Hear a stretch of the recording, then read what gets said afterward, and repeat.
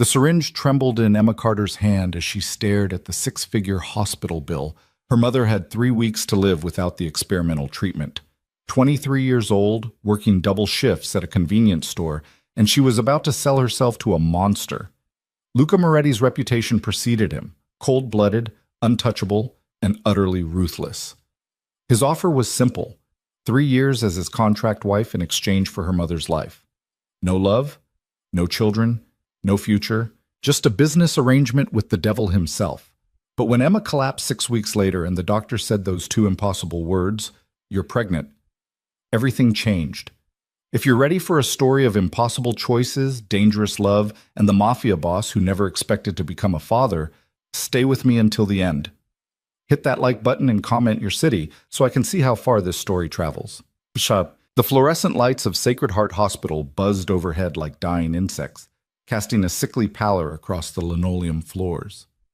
Emma Carter sat in the hard plastic chair outside the oncology ward, her hands folded so tightly in her lap that her knuckles had gone white. The manila envelope in her purse seemed to burn against her hip. Inside was the treatment plan that could save her mother's life, along with a price tag that might as well have been $1 billion. $375,000. For experimental immunotherapy that insurance wouldn't cover. For a chance, just a chance, that her mother might see another Christmas. Emma pressed her palms against her eyes, trying to stop the tears before they could start. Crying wouldn't help. Crying never helped. She'd learned that lesson when her father walked out 7 years ago, leaving behind nothing but debt and a daughter who had had to drop out of college to keep the lights on. "Miss Carter?" Emma's head snapped up. Dr. Rahman stood in the doorway, her dark eyes filled with that particular kind of sympathy that medical professionals perfected. Compassionate but distant, caring but not too much. She'd delivered bad news before. She'd deliver it again. "How is she?" Emma's voice cracked on the last word. Dr. Rahman sat down beside her and Emma's stomach dropped. Doctors who sat down were never delivering good news. "Your mother's latest scans show the cancer has progressed more rapidly than we anticipated," Dr. Rahman said gently. "Without intervention, we're looking at weeks, not months. The clinical trial I mentioned, it's still her best option, but we need to move quickly." "How quickly?" "We'd need to start within the next 2 weeks to have any real chance." 2 weeks. 14 days to find nearly $400,000. Emma felt hysterical laughter bubbling up in her throat. She made $11 an hour at the convenience store. She'd need to work for 34,000 hours, 3.5 years of nonstop 24-hour days, to earn that much. And that was before taxes, before rent, before the 1,000 other ways poverty nickel and dimed you to death. "I understand this is overwhelming," Dr. Rahman continued. "We have social workers who can help you explore options, payment plans, fundraising, charitable organizations. I'll find the money." The words came out harder than Emma intended.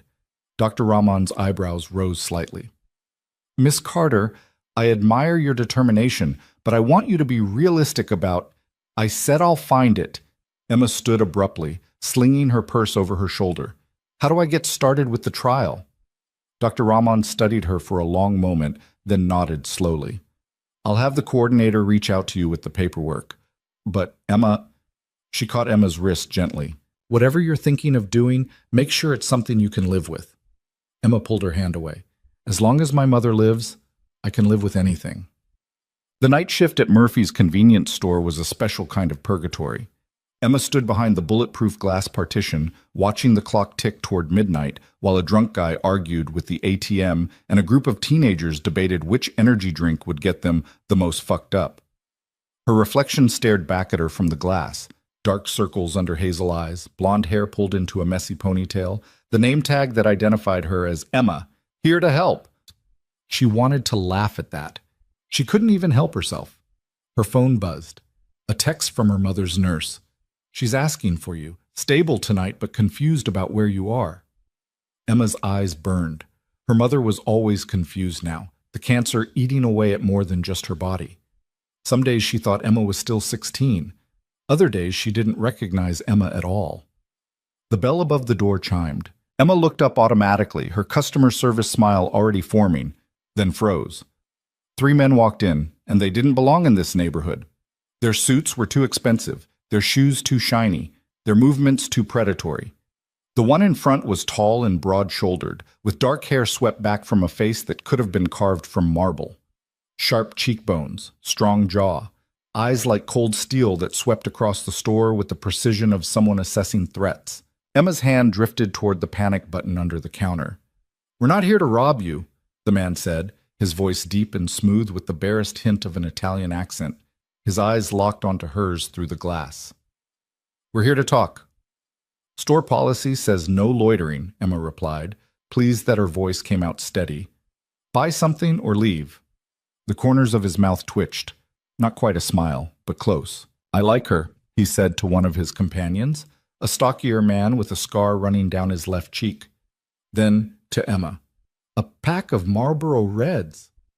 Emma rang up the cigarettes with shaking hands, sliding them through the payment slot. The man made no move to take them. "You're Emma Carter," he said. It wasn't a question. Fear spiked through her chest. "Who's asking?" "Someone who knows your mother is dying at Sacred Heart Hospital. Someone who knows you're 23 years old, working 2 jobs, and still $60,000 in student debt from a degree you never finished. Someone who knows you've been searching online for loan sharks and putting up GoFundMe pages that have raised exactly $843 in 6 weeks. Emma's blood ran cold. "What do you want?" "To make you an offer. I'm not interested in whatever you're selling. Not even if I'm selling your mother's life?" The words hit Emma like a physical blow. She gripped the edge of the counter to keep herself upright. The man pulled out his phone, tapped the screen a few times, then held it up to the glass. Emma saw a bank statement, an account in her mother's name with a balance of $400,000. "That money gets deposited tomorrow morning," he said quietly. "Enough for the clinical trial, the hospital bills, 6 months of in-home nursing care, and whatever else she needs. All I'm asking in return is 3 years of your life." Emma's mouth went dry. "What kind of offer is that?" "A marriage. Legally binding, completely legitimate. You'd live in my home, attend events as my wife when required, and maintain the appearance of a normal relationship.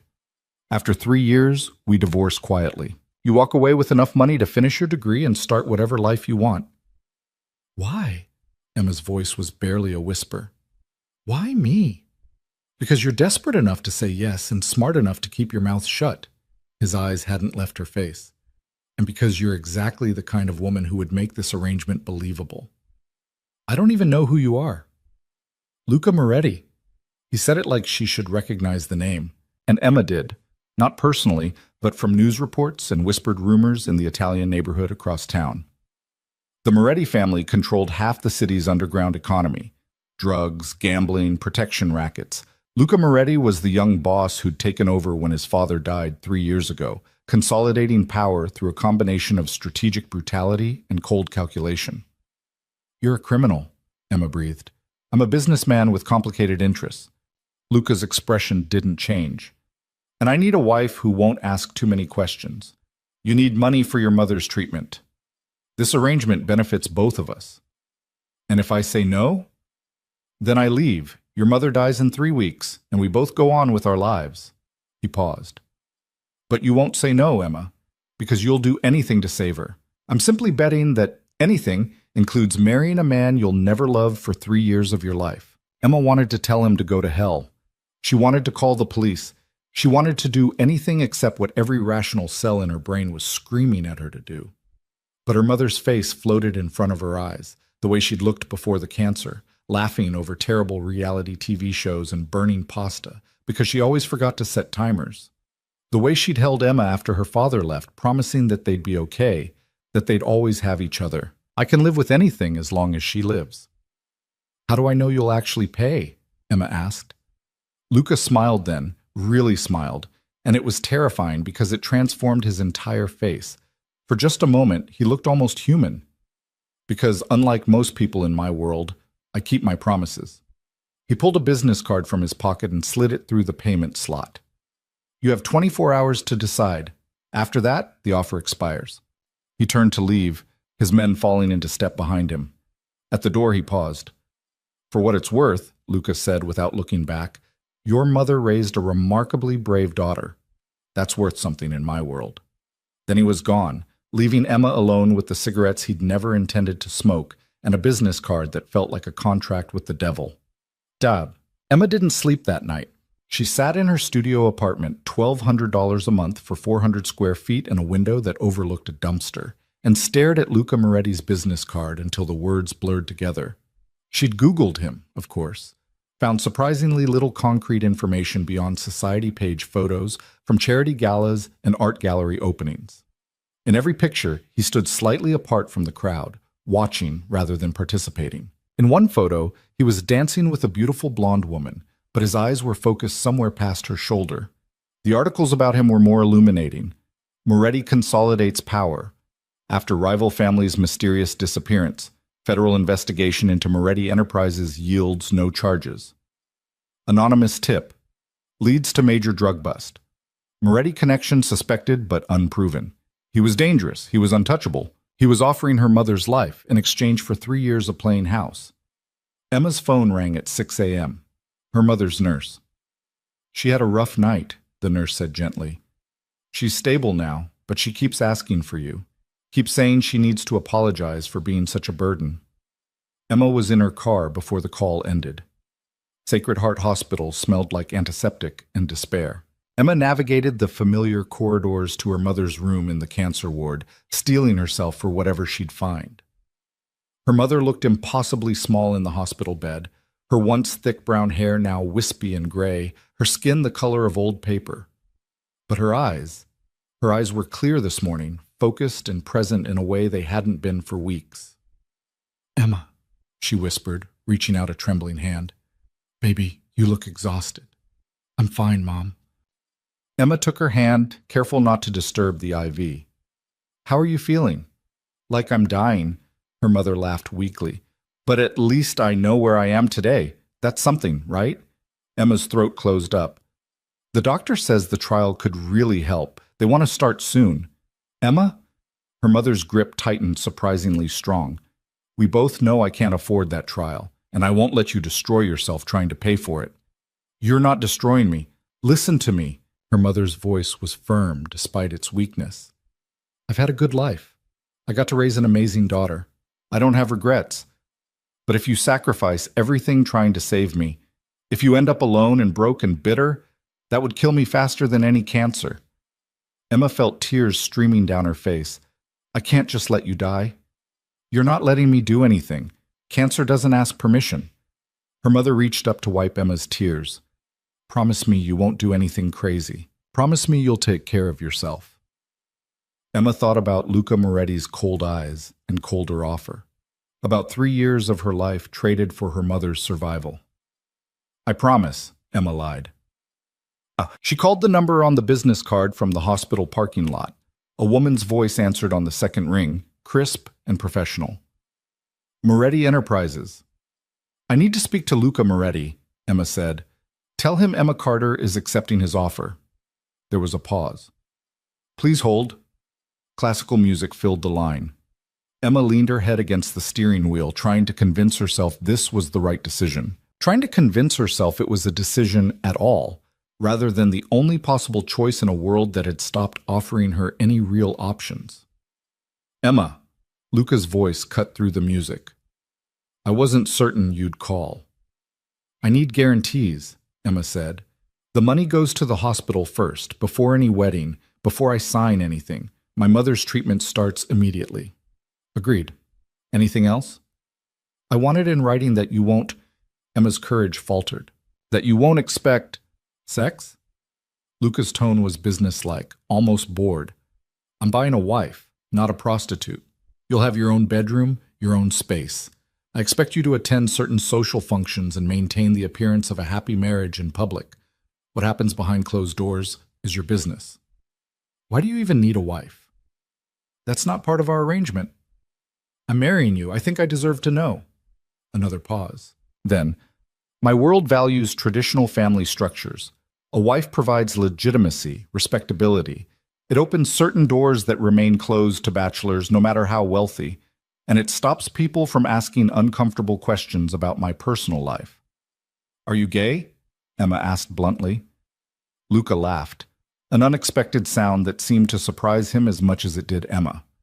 No, but I'm also not interested in the kind of relationship most people expect from marriage. This arrangement solves several problems simultaneously, for both of us. I want one more thing, Emma said. If anything happens to you, if you die or go to prison or whatever, the deal stands. The money for my mother doesn't disappear. I'll have my lawyers draw up an ironclad prenuptial agreement. Your mother's care will be secured regardless of what happens to me. Is there anything else? Emma closed her eyes. When do we do this? The money transfers to the hospital this afternoon. We'll be married by the end of the week. I'll send a car for you tomorrow at 10 a.m. We need to discuss the specific terms of our arrangement and sign the paperwork. His voice softened slightly. You're making the right choice, Emma. Don't, Emma said harshly. Don't pretend this is anything other than what it is. You're buying me, and I'm selling myself. Let's not dress it up as something noble. Fair enough. I'll see you tomorrow. The line went dead. Emma sat in her car for a long time, watching nurses and doctors and families move through the parking lot. People visiting loved ones, people saying goodbye, people caught in the same desperate machinery of modern healthcare that had brought her to this moment. Her phone buzzed. A text from an unknown number. Sacred Heart Hospital confirms receipt of $400,000 donation for Patricia Carter's treatment. Trial begins Monday. LM. It was real. It was happening. Emma started the car and drove to work, because what else was she supposed to do? Her life had just been sold, but rent was still due on Friday. The car that picked Emma up the next morning was a sleek black Mercedes with windows tinted dark enough to be illegal. The driver was the same scarred man who'd accompanied Luca to the convenience store. He held the door open without speaking, his face expressionless. Emma slid into the back seat and tried not to feel like she was being kidnapped. They drove through the city's downtown, past the financial district and into an older neighborhood where historic brownstones had been converted into expensive apartments. The car pulled up in front of a building that looked like it belonged in a European city, all ornate stonework and wrought iron balconies. Top floor, the driver said. His first words to her. The elevator required a key card. It rose smoothly, opening directly into a penthouse that stole Emma's breath. Floor-to-ceiling windows overlooked the city skyline. The furniture was modern but comfortable. Leather and dark wood, abstract art on the walls, a kitchen with appliances Emma had only seen in magazines. Everything was immaculate, almost sterile in its perfection. Luca stood by the windows, silhouetted against the morning light. He'd traded yesterday's suit for dark slacks and a white dress shirt with the sleeves rolled up, revealing surprisingly muscular forearms. Without the formal jacket, he looked younger, maybe early 30s, and somehow more dangerous. Welcome, Mutt, he said, turning to face her. Would you like coffee? I'd like to get this over with. Direct. I appreciate that. He gestured to the dining table where several neat stacks of paper waited. My lawyers prepared a prenuptial agreement covering all the terms we discussed. You're welcome to have your own attorney review it, though I think you'll find everything is exactly as promised. Emma sat down and started reading. The legal language was dense, but the core terms were clear. Marriage for 36 months, after which they'd file for divorce citing irreconcilable differences. During the marriage, Emma would receive a monthly allowance of $10,000 for personal expenses, use of the penthouse and a vacation home in the Hamptons, and access to a credit card for anything related to her role as Luca's wife. In exchange, she'd attend required social functions, maintain the appearance of a legitimate marriage, and sign an NDA, preventing her from ever discussing Luca's business affairs. The section on her mother's care was even more detailed. $400,000 transferred immediately, with an additional trust fund of $200,000 to cover future medical expenses, in-home nursing care, or whatever else Patricia Carter might need. If Luca died or was incarcerated, the trust continued unchanged. If he divorced Emma before the 3 years ended for any reason other than infidelity. On her part, she'd receive a one-time payment of $500,000.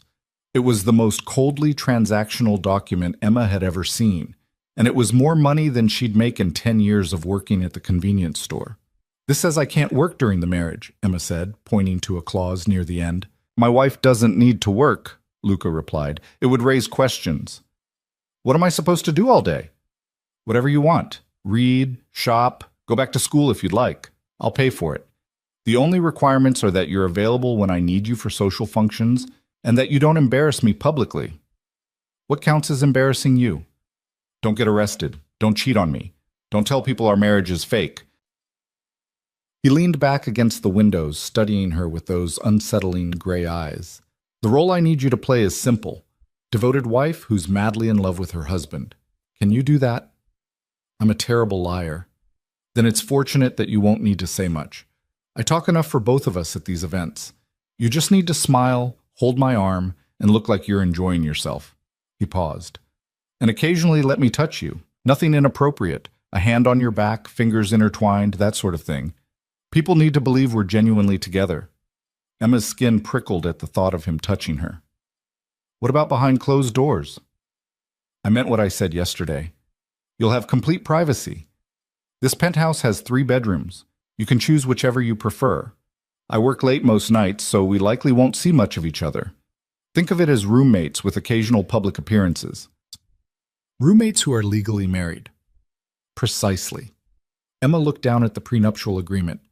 This was insane. This was dangerous. This was wrong in about 15 different ways. But her mother would live. Where do I sign? She asked. Well, they were married in a judge's chambers on a rainy Thursday afternoon. Luca wore a charcoal suit that probably cost more than Emma's car. Emma wore a simple cream dress she'd bought on clearance from a department store because she'd be damned if she'd let him pay for her wedding dress, even in a fake wedding. The ceremony lasted less than 10 minutes. The judge, clearly someone who owed Luca a favor, asked the required questions without any of the usual warmth or sentimentality. Emma's hand shook as she signed the marriage certificate. Luca's signature was steady and decisive. You may kiss the bride, the judge said, sounding bored. Luca turned to Emma, his expression unreadable. We don't have to. They're watching, Emma murmured, nodding toward his men standing by the door. Make it believable. Something flickered in Luca's eyes, surprise maybe, or respect. He cupped her face gently, his palms warm against her cheeks. Emma's breath caught. Just this once, he said softly, so only she could hear. The kiss was brief and chaste, barely more than a brush of lips. But Emma felt it everywhere, a spark of electricity that traveled down her spine and settled low in her stomach. Luca pulled back quickly, releasing her face like it had burned him. Mrs. Moretti, he said formally. Mr. Moretti, Emma replied. They signed the last of the paperwork in silence. When it was done, Luca's driver appeared with an umbrella to escort them to the car. They drove back to the penthouse through afternoon traffic, neither speaking. Emma twisted the simple gold band on her finger. Luca had produced it that morning, along with a stunning engagement ring she'd refused to wear until he'd insisted it was part of maintaining appearances. Your things will be moved tomorrow, Luca said as they entered the elevator. I took the liberty of packing everything from your apartment. If I missed anything important, let me know. You went through my apartment? I had people go through your apartment. I thought it would be easier than making you do it yourself. Emma didn't know whether to be grateful or violated. I need to visit my mother. Tell her what happened. No. She turned to stare at him. Excuse me? You can't tell her about our arrangement. If word gets out, I'm not going to tell her the truth, Emma interrupted. I'm going to tell her I fell in love and got married quickly because your work requires traveling and we didn't want to wait. She deserves to know why her treatment suddenly got approved. Luca studied her for a moment. You're a better liar than you think. I'm a daughter who doesn't want her mother dying while worried about me. That's different. The elevator opened into the penthouse. Emma walked straight to the bedrooms, choosing the one farthest from what was obviously Luca's master suite. It was beautiful. King-sized bed, ensuite bathroom with a soaking tub, a walk-in closet bigger than her old apartment's kitchen. The windows overlooked the city, twinkling with evening lights. Emma sat on the edge of the bed and finally let herself feel it. The weight of what she'd just done. She'd married a criminal, sold 3 years of her life, become someone's possession in exchange for her mother's survival. A knock at the door. Luca stood in the hallway, still in his suit, but with his tie loosened. I'm hosting a dinner party tomorrow night, he said. Business associates and their wives. It'll be your first official appearance as my wife. Can you be ready by 7? Do I have a choice? No, but I thought I'd ask anyway." He turned to leave, then paused. "Emma, what you did today, choosing your mother's life over your pride, that took courage. A different kind than most people in my world understand, but courage nonetheless." "I didn't do it for courage," Emma said quietly. "I did it because I didn't have any other options." "We always have options. You just chose the hardest one." His eyes met hers. "Get some rest. Tomorrow we start convincing the world this marriage is real." He left, closing the door softly behind him. Emma sat in her beautiful new prison and tried to remember what freedom had felt like. The next 3 weeks passed in a blur of carefully orchestrated appearances. Emma attended dinner parties where men discussed business in vague terms, while their wives evaluated her with sharp eyes. She smiled through gallery openings and charity galas, Luca's hand a constant presence at the small of her back. She learned to laugh at jokes she didn't understand, to deflect personal questions with practiced ease, to play the role of the devoted wife who'd been swept off her feet by the charming Luca Moretti. It was exhausting, but her mother was responding to treatment. The tumors were shrinking, the doctors were cautiously optimistic, and Emma discovered that she could survive almost anything if it meant watching her mother's face regain color and life. The penthouse became familiar in the way prisons probably became familiar to long-term inmates. Emma knew which floorboards creaked, which windows had the best views, which rooms Luca avoided and which he preferred. They existed around each other like planets in separate orbits, polite, distant, occasionally colliding when social obligations required. Luca worked constantly, disappearing into his home office for 12-hour stretches, or leaving before dawn for meetings he never discussed. Emma spent her days visiting her mother, reading in the library, and trying not to think too hard about what she'd become. 3 weeks and 4 days after their wedding, Emma woke up feeling wrong. Not sick exactly, just off balance and slightly dizzy, like the world had tilted a few degrees when she wasn't paying attention. She attributed it to stress and lack of sleep. The nightmares had started recently, dreams where she was drowning in paperwork and debt, where her mother's hospital bed floated away no matter how fast Emma swam. But the dizzy spells got worse. On a Monday morning, Emma stood up from the breakfast table too quickly and had to grip the counter to keep from falling. Her vision grayed at the edges. "Are you all right?" Luca's voice came from the doorway. He'd been working in his office all night, his shirt wrinkled and his eyes shadowed. "Fine," Emma lied. "Just stood up too fast." "You look pale." "I'm always pale." But Luca was already pulling out his phone.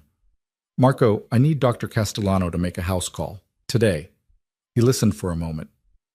"I don't care what his schedule looks like. Tell him it's urgent." "I don't need a doctor," Emma protested. "I'm just tired." "You nearly fainted. You're seeing a doctor." "You're not my—" Emma caught herself before saying husband, because he was her husband, legally and publicly. "You can't just order me around." "I can, and I am." "Dr. Castellano will be here in an hour. Sit down before you actually pass out." Emma wanted to argue, but another wave of dizziness washed over her. She sat.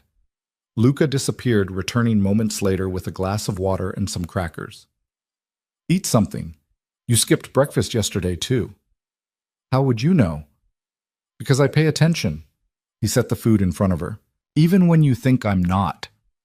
Dr. Castellano arrived exactly an hour later, a distinguished older man with kind eyes and the manner of someone who'd seen everything. He examined Emma in her bedroom while Luca paced in the hallway outside, his footsteps a rhythmic counterpoint to the doctor's questions. "Have you been under unusual stress lately?" Dr. Castellano asked. Emma almost laughed. "You could say that. Any changes in appetite, sleep patterns? When was your last menstrual period?" Emma had to think about that.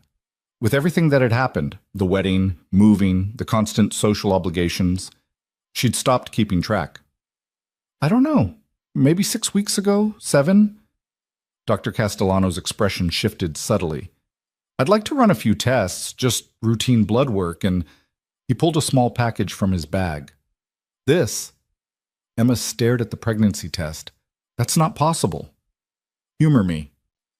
10 minutes later, Emma sat on the bathroom floor and watched 2 pink lines appear on the test strip. Impossible. Absolutely impossible. She and Luca had they'd barely even touched beyond the necessary public appearances. Except. A fragment of memory surfaced, hazy and uncertain, their wedding night. They'd gone back to the penthouse after dinner with his family. Luca had poured them both champagne, and then more champagne, and then whiskey because Emma had said she needed something stronger to deal with his aunt's passive-aggressive comments. She remembered laughing about something. Remembered Luca smiling, really smiling, not the cold mask he usually wore. Remembered his hand on her waist as she stumbled, and then nothing. A blank space where memory should have been. "Emma?" Dr. Castellano knocked softly. "May I see the test?" She opened the door with shaking hands and gave him the test. He examined it, then looked at her with professional compassion. "Congratulations, Mrs. Moretti. You're pregnant." The world tilted again, but this time Emma didn't fight it. She slid down the wall and sat on the cold tile floor while her entire carefully constructed arrangement crumbled around her. Because there was one very important detail in their prenuptial agreement, one clause that suddenly mattered more than anything else. In the event that Emma Carter becomes pregnant during the term of this marriage, all terms and conditions shall be subject to renegotiation at Luca Moretti's discretion. She'd sold herself for 3 years, but she'd just given Luca Moretti something he'd claimed was impossible, his child. And Emma had no idea what that would cost her. Dr. Castellano insisted on taking blood to confirm the results. Emma sat numbly while he worked, her mind racing through implications and consequences. When he finished, he patted her shoulder gently. "I'll have the results by tomorrow, but home tests are quite reliable these days. You should schedule an appointment with an OB/GYN for prenatal care." He paused. "Would you like me to tell Mr. Moretti?" "No." Emma's voice came out stronger than she felt. "I'll tell him." After Dr. Castellano left, Emma stayed in her bedroom for hours, trying to figure out how this had happened. The wedding night remained frustratingly vague. Flashes of sensation without context, the ghost of intimacy without actual memory. They'd been drunk.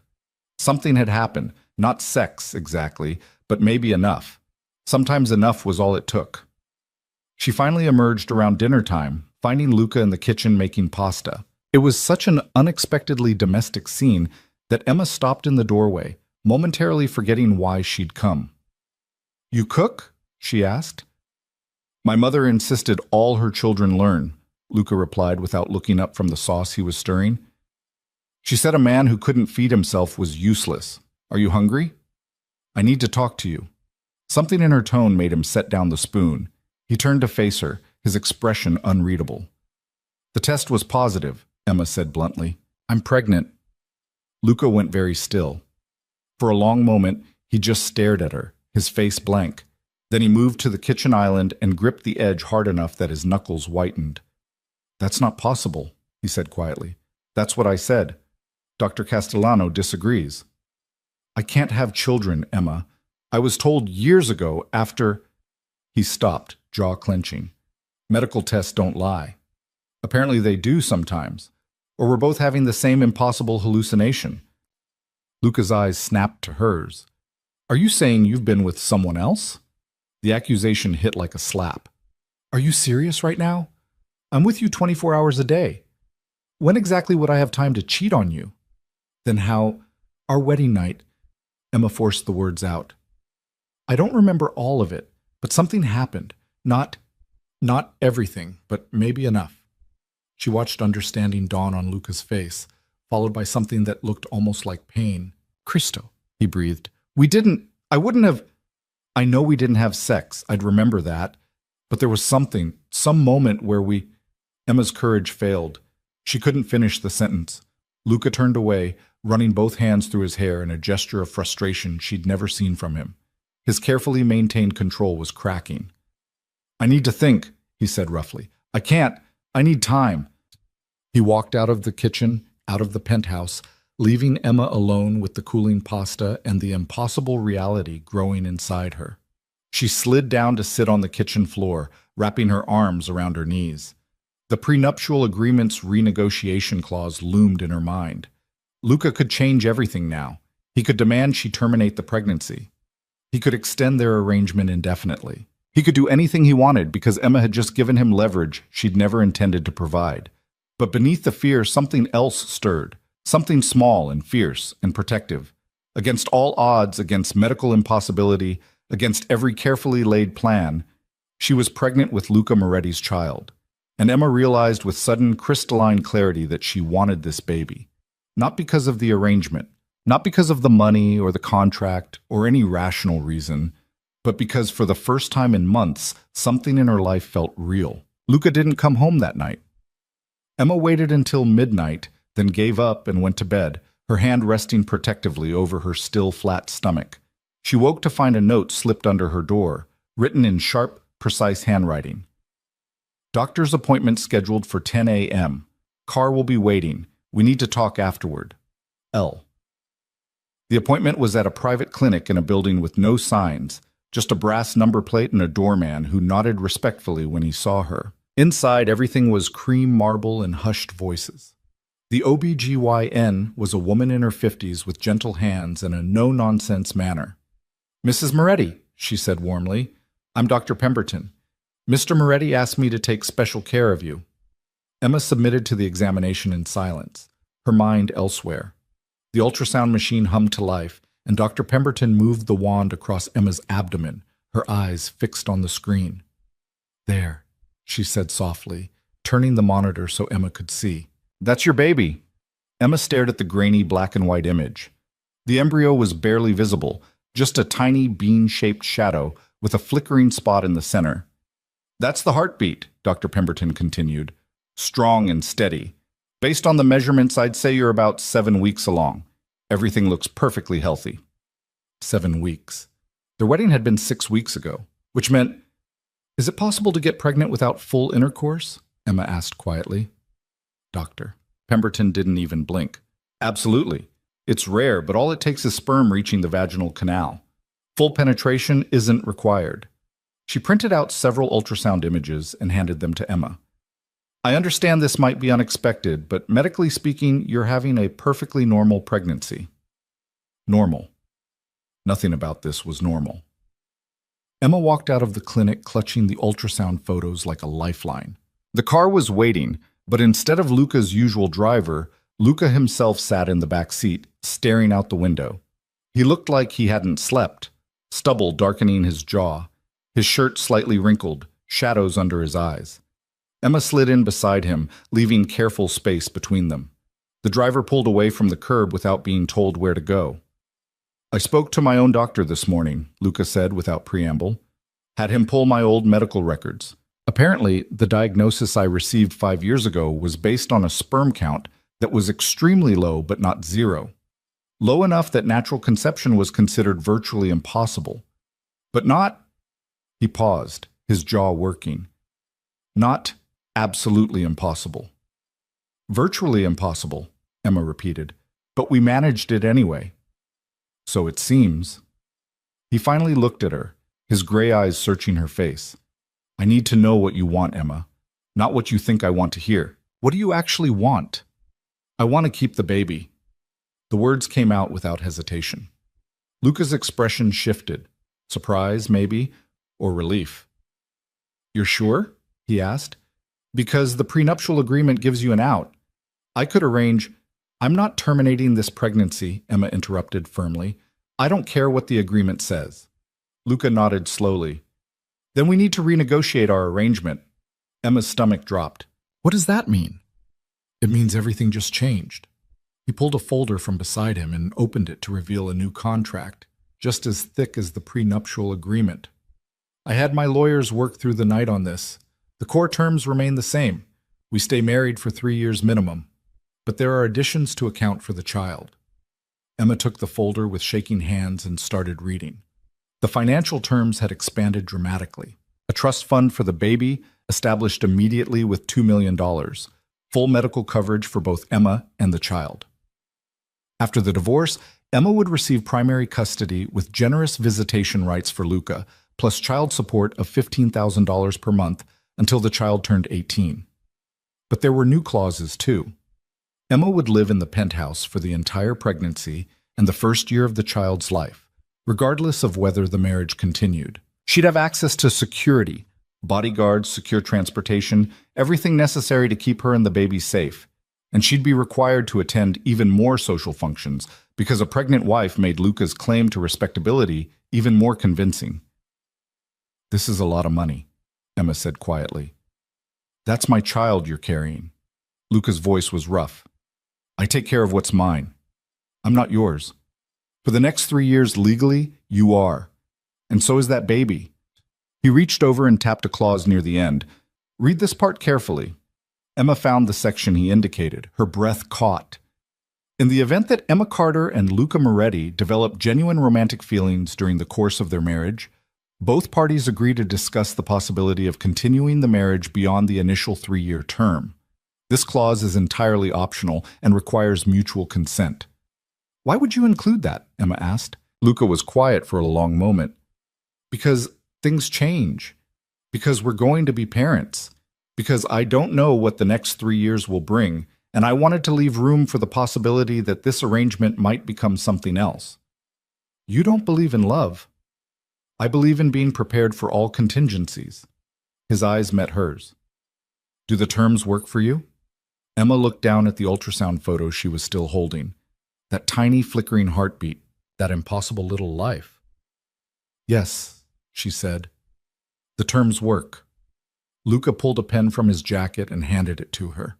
Emma signed the new agreement right there in the back seat of the car, her signature only slightly less steady than it had been at their wedding. "There's one more thing," Luca said as she finished. "My family is going to want to meet you properly now. Especially my mother. She's been asking to have dinner with us for weeks." "Why haven't we gone?" "Because I was trying to keep you separate from that part of my life for as long as possible."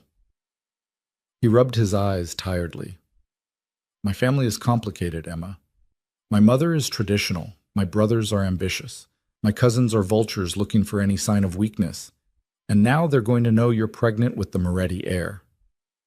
"Is that dangerous?" "Everything in my world is dangerous. But yes, especially that." Luca's expression hardened. "Which is why, starting today, you don't go anywhere without security. Marco will be your primary bodyguard. He's been with me for 10 years. I trust him with my life, and now I'm trusting him with yours. I don't need a bodyguard to visit my mother. You do now. The moment word gets out about this pregnancy, you become a target. My enemies will see you as leverage against me. Your mother becomes leverage too. I'm already arranging to move her to a more secure facility." Fear spiked through Emma's chest. "You can't just uproot her. The hospital where she is a public facility with minimal security and staff who can be bribed. I'm moving her to a private care center with round-the-clock nursing and guards who answer to me. She'll receive better care, Emma, and she'll be safe." Emma wanted to argue, but the cold logic was undeniable. If someone wanted to hurt Luca through her, her mother was the most obvious pressure point. "When do I meet your family?" she asked instead. "Sunday dinner, 3 days from now." Luca's mouth quirked in something that wasn't quite a smile. "Try not to let them terrify you." The driver pulled up in front of the penthouse. Emma started to get out, then paused. "Luca? That night, our wedding night, do you remember what happened?" His hand tightened on the door handle. "Some of it." Did I want—" Emma struggled to find the words. "Was it consensual?" Luca turned to look at her fully, his expression intense. "You kissed me first. You said you were tired of pretending we weren't attracted to each other. You asked me if I felt it too, that pull between us, and I—" He stopped, his jaw clenching. "I should have been stronger, should have said no. You were drunk, and I took advantage of that." "We were both drunk," Emma said quietly. "And if I kissed you first, then maybe I took advantage too. You didn't know it could result in pregnancy. I should have been more careful, even in that state." His voice dropped lower. "I'm sorry, Emma, for all of it." Emma studied his face, the genuine regret there, the self-recrimination. For the first time since meeting him, she saw past the cold mask to the man underneath. "We made this baby together," she said. "Drunk, careless, whatever. But together. That has to count for something." Luca's expression softened almost imperceptibly. "Get some rest. You look exhausted. So do you. I have work to do." He pulled out his phone, already shifting back into business mode. "Marco will be here within the hour to introduce himself. Don't fight him on the security, Emma, please." It was the please that got her. Emma nodded and slid out of the car, watching it pull away before heading up to the penthouse that felt less like a prison and more like a gilded cage with every passing day. Marco arrived exactly 60 minutes later. He was the same scarred man who'd driven her before, but up close, Emma could see he was younger than she'd thought. Maybe 40, with dark eyes that missed nothing, and the bearing of someone who'd seen combat. "Mrs. Moretti," he said formally. "Mr. Moretti has assigned me as your personal security. I'll be accompanying you any time you leave the penthouse." "Even to visit my mother? Especially then. Public hospitals are security nightmares." He pulled out a phone and handed it to her. "This is for you. My number is programmed in. If anything feels wrong, anything at all, you call me immediately." Emma took the phone. "Has Luca given you the whole story?" "I know you're pregnant with his child. I know that makes you valuable to his enemies. That's all I need to know." Marco's scarred face was expressionless. "My job is to keep you safe. I'm very good at my job." "What happened to your face?" Emma asked bluntly. "Knife fight 8 years ago. I was protecting Mr. Moretti's father from an assassination attempt." Marco's mouth twitched. "The other guy looks worse." "Is he dead?" "Very." Emma should have been horrified. Instead, she felt oddly reassured. If she was going to have a shadow following her everywhere, at least it was a competent one. The next 3 days passed in a strange new routine. Emma visited her mother at the hospital, always with Marco trailing a few steps behind. She endured the move to the new private care facility, a beautiful building with gardens and nurses who treated her mother like royalty instead of a charity case. Her mother's color was better, her energy returning. The treatment was working. "You look different," her mother said during one visit, studying Emma's face with the uncanny perception that serious illness sometimes brought. "Something's changed." Emma's hand drifted to her stomach. "I'm pregnant, Mom." Her mother's eyes widened, then filled with tears. "Oh, baby, that's wonderful. Does Luca know?" "He knows. He's happy about it." The lie came easier than Emma expected. Or maybe it wasn't entirely a lie. Luca's reaction had been complicated, but there'd been something in his eyes when she said she wanted to keep the baby. Something that looked almost like hope. "I wish I'd gotten to know him better before you married," her mother said wistfully. "It all happened so fast." "He's a good man," Emma said, and was surprised to find she meant it. Dangerous, yes. Criminal, probably. But in his own complicated way, Luca had been nothing but honest with her. "Bring him to visit me," her mother requested. "Let me meet the father of my grandchild properly." Emma promised she would, though the thought of Luca and her mother in the same room made her vaguely anxious. What would her mother see when she looked at him? Would she sense the coldness beneath his charm, the violence that lurked under his civilized exterior? Sunday arrived too quickly. Emma spent an hour getting ready, trying on and discarding half a dozen outfits before settling on a dark blue dress that was elegant without being flashy. She was just fastening her necklace when Luca knocked on her bedroom door. "Come in," she called. He entered, and Emma's breath caught. He wore a 3-piece suit in charcoal gray that fit him like it had been made specifically for his body, which it probably had. His hair was perfectly styled, his jaw clean-shaven. He looked like he'd stepped out of a magazine spread on powerful men. "You look beautiful," he said, and it didn't sound like a compliment so much as a statement of fact. "You clean up well yourself," Emma replied, trying to keep her tone light. Luca moved closer, pulling a small box from his pocket. "I have something for you, for tonight." Inside the box was a stunning diamond necklace, delicate and expensive, the stones catching the light with every movement. "Luca, I can't. You're meeting my mother as the woman carrying her first grandchild. Trust me, you need armor." He lifted the necklace from the box. "May I?" Emma turned, lifting her hair. Luca's fingers brushed the nape of her neck as he fastened the clasp, sending unexpected shivers down her spine. She could feel his breath on her skin, smell his cologne, something dark and spicy that made her want to lean back into him. "There," he said softly, not moving away. "Perfect." Emma turned to face him, suddenly very aware of how close they were standing. Luca's eyes dropped to her lips, then back to her eyes. For a moment she thought he might kiss her. For a moment she wanted him to. Then he stepped back, the moment broken. "The car is waiting," he said, his voice back to its usual controlled tone. Ready to meet the family? No, Emma admitted, but let's do it anyway. The Moretti family home was a sprawling estate outside the city, all manicured lawns and old money elegance. The dining room could have seated 20 people comfortably. Tonight, it seated 12. Luca's mother at the head of the table, his two younger brothers with their wives, several cousins, and an aunt who looked like she'd been carved from disapproval. Luca's mother, Sophia Moretti, was a striking woman in her early 60s with silver hair and eyes the same cold gray as her oldest son's. She examined Emma like a jeweler evaluating a questionable diamond.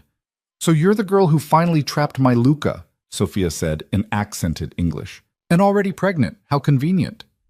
"Mother," Luca's voice carried a warning. "I'm simply observing facts, darling."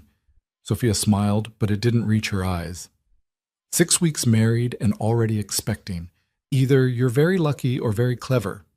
Emma felt her face flush. "I'm neither, Mrs. Moretti. I'm just a woman who fell in love with your son." "Love." Sophia pronounced the word like it was something distasteful. "How American. In my family, marriage was about alliances and legacy. Love was optional." "Maybe that's why you're so bitter," Emma said before she could stop herself. The table went silent. Luca's hand found Emma's knee under the table, squeezing in what might have been warning or support. His younger brother Dante coughed to cover a laugh. Then, unexpectedly, Sophia Moretti smiled, a real smile this time. "She has spirit," Sophia said to Luca. "I wasn't sure you'd choose someone with a spine. Your father would have approved." The tension eased slightly. Dinner progressed through multiple courses, each more elaborate than the last. Emma fielded questions about her background, her education, her family. She kept her answers vague but pleasant, aware that every word was being evaluated and catalogued. Luca's brother Marco, not the bodyguard, a different Marco, leaned across the table toward Emma. "So, how did you two actually meet?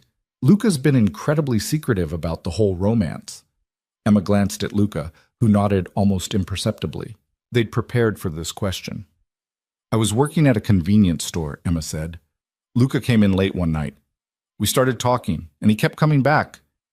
Eventually, he asked me to dinner." "And you said yes to a stranger?" Dante asked skeptically. "I said yes to a man who looked at me like I was the most interesting person he'd ever met," Emma replied, improvising.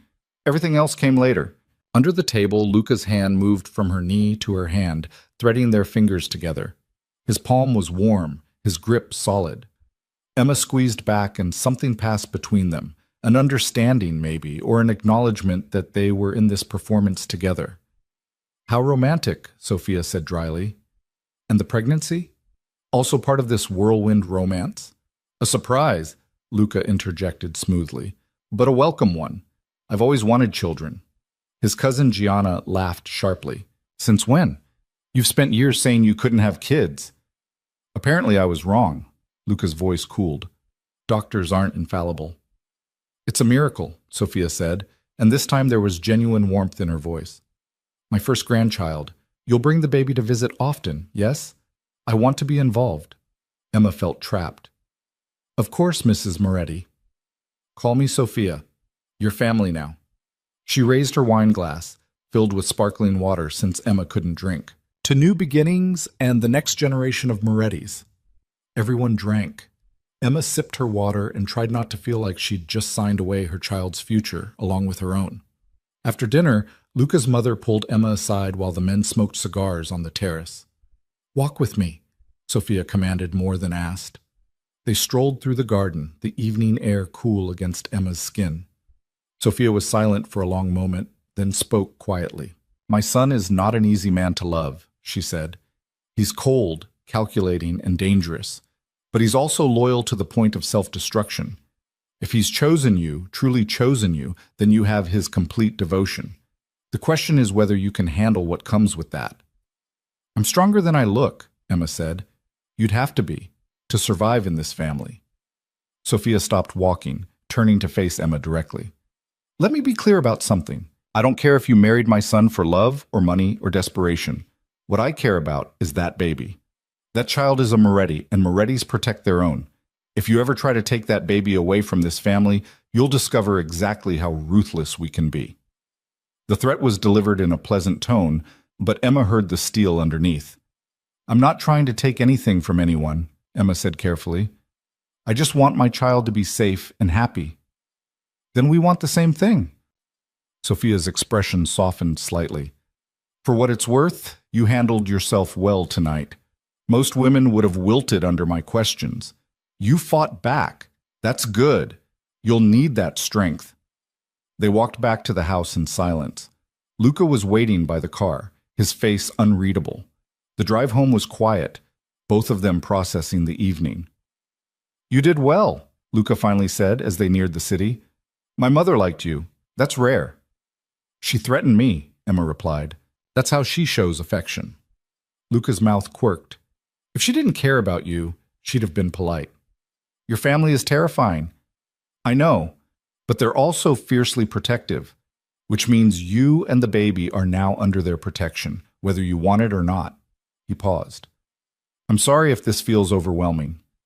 "Everything about this situation is overwhelming," Emma admitted, "but I'm managing." "You're doing more than managing. Luca stopped, seeming to struggle for words. "You're handling this with more grace than I had any right to expect." Emma looked at him in the dim light of the car. "You keep saying things like that, like you expected me to fall apart." "I expected you to resent me, to hate this arrangement and barely tolerate my existence." "Maybe I did at first, but things change." Emma's hand drifted to her stomach again, a gesture that was becoming habitual. "We're having a baby together, Luca. That changes everything." "Does it? Doesn't it?" They stared at each other, the question hanging between them. Then Luca looked away, his jaw tight. "I don't know," he said quietly. "I've never been in this situation before." "Neither have I, so I guess we figure it out together." Back at the penthouse, Emma kicked off her heels with relief and headed toward her bedroom. She was almost to the door when Luca's voice stopped her. "Emma, thank you. For tonight.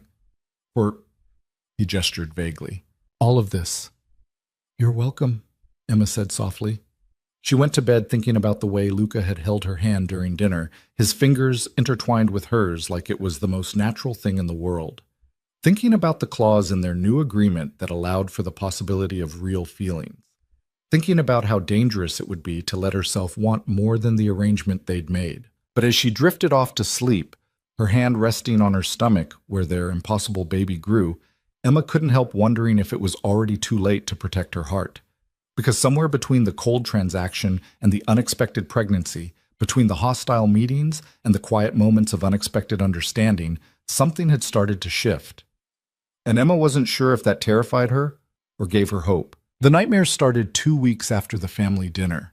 Emma would wake gasping in the dark, her heart racing, the fragments of dreams dissolving before she could grasp them. Someone chasing her through endless corridors, her mother's hospital bed floating away while Emma screamed, and always, always, the sound of a baby crying somewhere she couldn't reach. She didn't tell Luca. He was already treating her like she might shatter at any moment, hovering without seeming to hover, his eyes tracking her movements whenever they were in the same room. The pregnancy was starting to show, just a slight curve to her abdomen that made her regular clothes fit wrong. Dr. Pemberton had pronounced everything perfect at her 12-week checkup, but Emma couldn't shake the feeling that something was coming, some disaster she couldn't see yet. On a Wednesday morning, Emma woke to find Luca in the kitchen making breakfast. Actually cooking, not just coffee, eggs and toast and fresh fruit arranged on plates like he'd done this 1,000 times. "You're up early," Emma said, surprised. Luca usually left before dawn for his mysterious business meetings. "Cleared my schedule." He slid a plate across the counter to her. "I thought we could spend the day together. There's something I want to show you." Emma studied him suspiciously. "What's the occasion?" "Do I need an occasion to spend time with my wife?" "Your contract wife, who you normally avoid unless there's a social function." Luca's mouth twitched. "Fair point, but things are different now, aren't they? We're going to be parents in 6 months. Maybe we should actually get to know each other."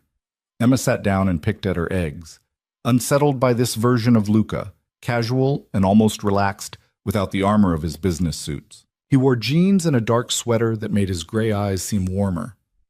"What did you want to show me?" she asked. "You'll see. Eat first." You're feeding too now. They drove north out of the city, Marco following in a separate car because Luca refused to let Emma go anywhere without security. The landscape shifted from urban sprawl to rolling hills dotted with old estates.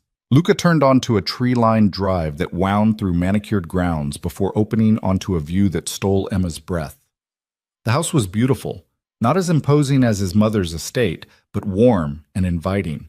Stone and wood and huge windows that looked out over gardens and a small lake. It felt like something from a different world, far removed from the cold elegance of the penthouse. "What is this place?" Emma asked as Luca parked. "My house. Or it will be, once the renovations are finished." He got out and came around to open her door. "I bought it 3 years ago.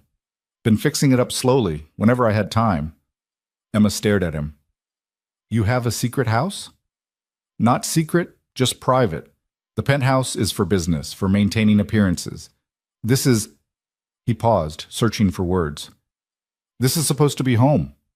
He led her inside and Emma could see what he meant. The rooms were only partially furnished, but already they felt different from the penthouse's sterile perfection.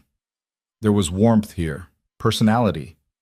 A massive fireplace in the living room, a kitchen with windows overlooking the gardens, upstairs bedrooms with empty walls waiting to be filled. Luca stopped in front of a closed door at the end of the hall. "This is what I really wanted to show you." He opened the door to reveal a nursery in progress. The walls were painted a soft sage green, and someone had started installing built-in bookshelves. Afternoon light streamed through tall windows, making the empty room seem to glow. "I started working on it the day we found out about the baby," Luca said quietly. "I know we're supposed to stay in the penthouse for now, but I thought, maybe eventually, if you wanted—" He stopped, frustrated with his own uncertainty. Emma walked into the room slowly, running her hand along the windowsill. She could picture it so clearly. A crib in the corner, toys scattered on the floor, a rocking chair by the window where she could feed their daughter and watch the sun set over the lake. "It's beautiful," she whispered. "There's more." Luca moved to the windows and pointed. "The garden down there could be a play area, and the lake is shallow enough for swimming once she's older. Marco's already looking at security systems, but subtle ones. I don't want our daughter growing up in a fortress." Our daughter. The words hit Emma like a physical touch. "We don't know if it's a girl yet," she said. "I know, but somehow, I'm sure." Luca's voice was soft. "I keep picturing a little girl with your eyes and your stubborn chin." Emma turned to look at him, this man who'd bought her with a contract and was now talking about their daughter's future like it was something real and precious. His expression was unguarded in a way she'd never seen, vulnerability written across every line of his face. "Why are you showing me this?" she asked. "Because I want you to know that I'm serious about being a father, that this isn't just about maintaining appearances or fulfilling the terms of our agreement." He moved closer, stopping just short of touching her. "I know you didn't choose this life, didn't choose me, but our daughter, she deserves better than parents who are just going through the motions." "What are you saying, Luca?" "I'm saying maybe we could try. Not to fall in love or anything dramatic, but to be partners, friends even. To build something real for her sake." Emma's heart was beating too fast. "And after the 3 years, when the contract ends? That clause in the agreement, the one about continuing if we develop feelings, maybe we don't wait to see what happens. Maybe we actively work toward building something worth keeping." It was dangerous, what he was proposing. Opening the door to actual emotions in an arrangement that was supposed to stay clinical and controlled. But standing in that empty nursery with sunlight warming her skin and Luca's hope hanging in the air between them, Emma couldn't remember why she'd wanted to keep her distance in the first place. "Okay," she said. "We can try." Luca's smile was like sunrise, slow and transformative. He reached out tentatively, his hand hovering near her stomach. "May I?" Emma nodded. His palm settled over the small curve of her abdomen, warm and possessive. They stood like that for a long moment, connected by the impossible life growing between them. "Thank you," Luca said quietly, "for giving me this chance." Before Emma could respond, his phone buzzed. Luca pulled it out, his expression darkening as he read the screen. "What's wrong?" Emma asked. "Nothing you need to worry about. Business issue." But his jaw was tight, and when he looked at her again, the vulnerability was gone. replaced by cold calculation. We should head back. I have meetings this afternoon. The drive back to the city was tense and silent. Luca made 3 phone calls in rapid Italian, his voice sharp with anger. Marco's car stayed closer than usual, and Emma noticed Luca checking the mirrors more frequently than necessary. "Luca, what's going on?" Emma pressed. "I said it's business. Don't shut me out. Not after what you just asked me to do." Luca's hands tightened on the steering wheel. "There's been some trouble with a rival family, the Castellanos. They're pushing into territory that's been ours for 20 years. It's nothing I can't handle." "Does this have anything to do with me? With the baby?" "No, this is old business, old grudges." But he wouldn't meet her eyes. They arrived at the penthouse to find additional security in the lobby. Men in dark suits who nodded respectfully to Luca, but whose presence made Emma's skin prickle with unease. Upstairs, Luca's office door was closed, raised voices audible through the thick wood. "Stay in your room," Luca ordered quietly. "Don't come out until I tell you it's safe." "Safe? Luca, you're scaring me." He cupped her face gently, his thumb brushing her cheekbone. "Everything is fine. I just need to handle some things. Trust me." Emma wanted to argue, but the look in his eyes stopped her. She went to her bedroom and locked the door, her phone clutched in her hand. Through the walls she could hear shouting, Luca's voice raised in anger, another man yelling back. Something crashed, then silence. Emma waited, her heart pounding. Minutes crawled past. Finally, a soft knock at her door. "It's me," Luca said. "You can come out." She opened the door to find him alone, his knuckles bloody and his shirt torn at the shoulder. Emma gasped. "What happened?" "Nothing that matters." Luca moved past her into the room, heading straight for her bathroom. He turned on the sink and started washing the blood from his hands. Emma followed, watching in the mirror as he worked. "Did you kill someone?" "No, but I made my position very clear to people who needed the reminder." He dried his hands and turned to face her. "The Castellanos were planning something, an attack on one of my operations. They're angry about a deal that went south last month, and they wanted revenge." "And you stopped them?" "I convinced them that revenge would be more costly than they were willing to pay." His eyes were cold again, the warmth from the nursery completely gone. "This is who I am, Emma. This is what I do. If that changes how you feel about trying—" "I'm not an idiot," Emma interrupted. "I've always known what you are. Seeing evidence of it doesn't change the fact that you're the father of my child." Luca stared at her. "You're not afraid of me?" "Should I be?" "Most people are." Emma stepped closer, reaching up to touch the bruise forming on his jaw. "I'm not most people, and you've never given me a reason to fear you." His hand caught hers, holding it against his face. "I would never hurt you, Emma, or our daughter. That's not a promise. It's a fact. Anyone who tries to touch either of you will answer to me." The words should have sounded like a threat. Instead, they felt like a vow. Emma's phone rang, shattering the moment. She pulled away to answer it, frowning at the unknown number. "Hello? Mrs. Moretti?" An unfamiliar woman's voice, professional and cold. "This is Nurse Peterson from Mercy General Hospital. Your mother's been admitted to our emergency department." Emma's world tilted. "What?" "She's supposed to be at the care facility. She was transferred here an hour ago after collapsing. The doctors are with her now. We need you to come right away." The phone slipped from Emma's hand. Luca caught it, listening to whatever the nurse was saying, his expression darkening with every word. When he hung up, he was already pulling Emma toward the door. "Marco," he shouted, "get the car, now!" "What's happening?" Emma's voice sounded distant to her own ears. "What's wrong with my mother?" "They don't know yet, but we're going to find out."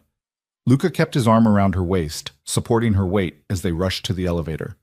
"Emma, listen to me. Whatever this is, we'll handle it. I have the best doctors in the city. I'll get them all there, if necessary."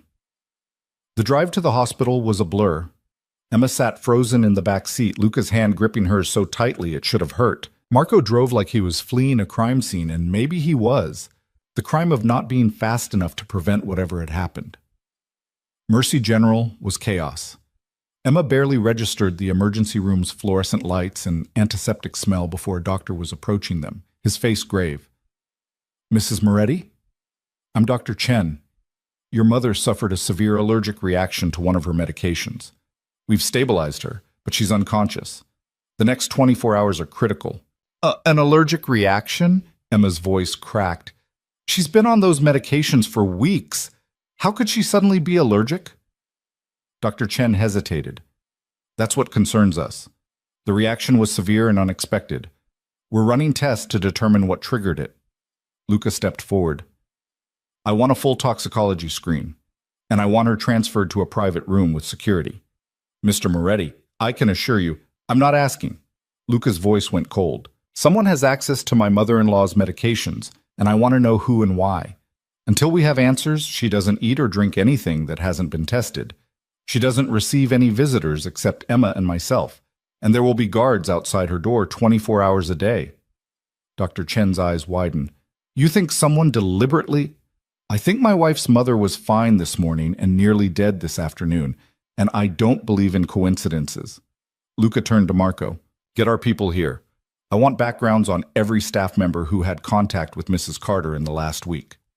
Emma felt like she was drowning. You think someone tried to kill my mother? I think someone wanted to send me a message, Luca said grimly. And they used your mother to deliver it. They let Emma sit with her mother in the ICU. Patricia Carter looked impossibly fragile, surrounded by machines that beeped and hummed, her face pale against the white pillow. Emma held her hand and tried not to cry. I'm so sorry, Mom, she whispered. This is my fault. I brought this danger into your life. It's not your fault. Luca stood in the doorway, his phone in his hand. It's mine. The Castellanos must have found out about your mother's transfer. They saw an opportunity. To do what? Kill an innocent woman with cancer? To hurt me by hurting you. To prove they could reach my family despite all my precautions. His jaw clenched. They made a mistake. Something in his tone made Emma look up. What are you going to do? What I should have done weeks ago. End this before it escalates further. Luca, stay with your mother. Marco's outside if you need anything. I'll be back in a few hours. Where are you going? He didn't answer, just walked over, pressed a kiss to her forehead, the first time he'd done that, and left. Emma sat alone with her unconscious mother and tried not to imagine what Luca meant by ending this. Tried not to picture violence and blood and consequences that spiraled beyond control. But her mind conjured images anyway. Luca with cold eyes and bloody hands, making good on his promise that anyone who touched his family would answer to him. Hours passed. Nurses came and went, checking monitors and adjusting IVs under the watchful eyes of the guards Luca had posted. Emma dozed in the uncomfortable chair, her head on the edge of her mother's bed, until a gentle hand on her shoulder woke her. Sophia Moretti stood there, immaculate even at 2 a.m, her expression softer than Emma had ever seen it. Come, child, she said gently. You need rest. This stress isn't good for the baby. I can't leave her. I'll stay with Patricia. I promise I won't let her out of my sight. Sophia sat down in the chair beside Emma's. My son called me, told me what happened, told me he was handling it. Do you know where he went? To do what needs to be done to protect his family. Sophia took Patricia's hand, studying the older woman's face. She's a fighter, your mother. I can see where you get your strength. She didn't deserve this. She's just collateral damage in a war she doesn't even know exists. None of us deserve the hand we're dealt. We only deserve credit for how we play it. Sophia looked at Emma. You could have run when you found out what my son really is. Could have taken the money and disappeared. But you stayed. You're building a life with him. That takes courage. Or stupidity. Often the same thing. Sophia's smile was wry. Luca is my oldest son. I know him better than anyone, and I can tell you this, he's never cared about anyone the way he cares about you. Oh, he'd deny it if asked, would claim it's just about the baby or maintaining the arrangement. But I see how he looks at you when he thinks no one is watching, how he softens in your presence. You've gotten under his skin in a way no one else ever has. Emma's throat tightened. I don't know if that makes this easier or harder. Both, always both. Sophia squeezed her hand. Now go rest. I'll call you if anything changes. Marco drove Emma back to the penthouse as dawn broke over the city. The apartment felt empty without Luca's presence, cavernous and cold. Emma showered and tried to sleep but couldn't stop checking her phone, waiting for news about her mother or word from Luca. He finally called at 9 in the morning. His voice was rough with exhaustion. "How's your mother?" "Stable, still unconscious. Sophia's with her." Emma sat up in bed. "Where are you?" "Finishing up some things. I'll be home soon." A pause. "Emma, the situation is handled. The Castellanos won't be a problem anymore." "What does that mean?" "It means you're safe. Your mother is safe. Our daughter is safe. That's all that matters." "Luca, what did you do?" "What I had to. I'll explain when I see you." The line went dead.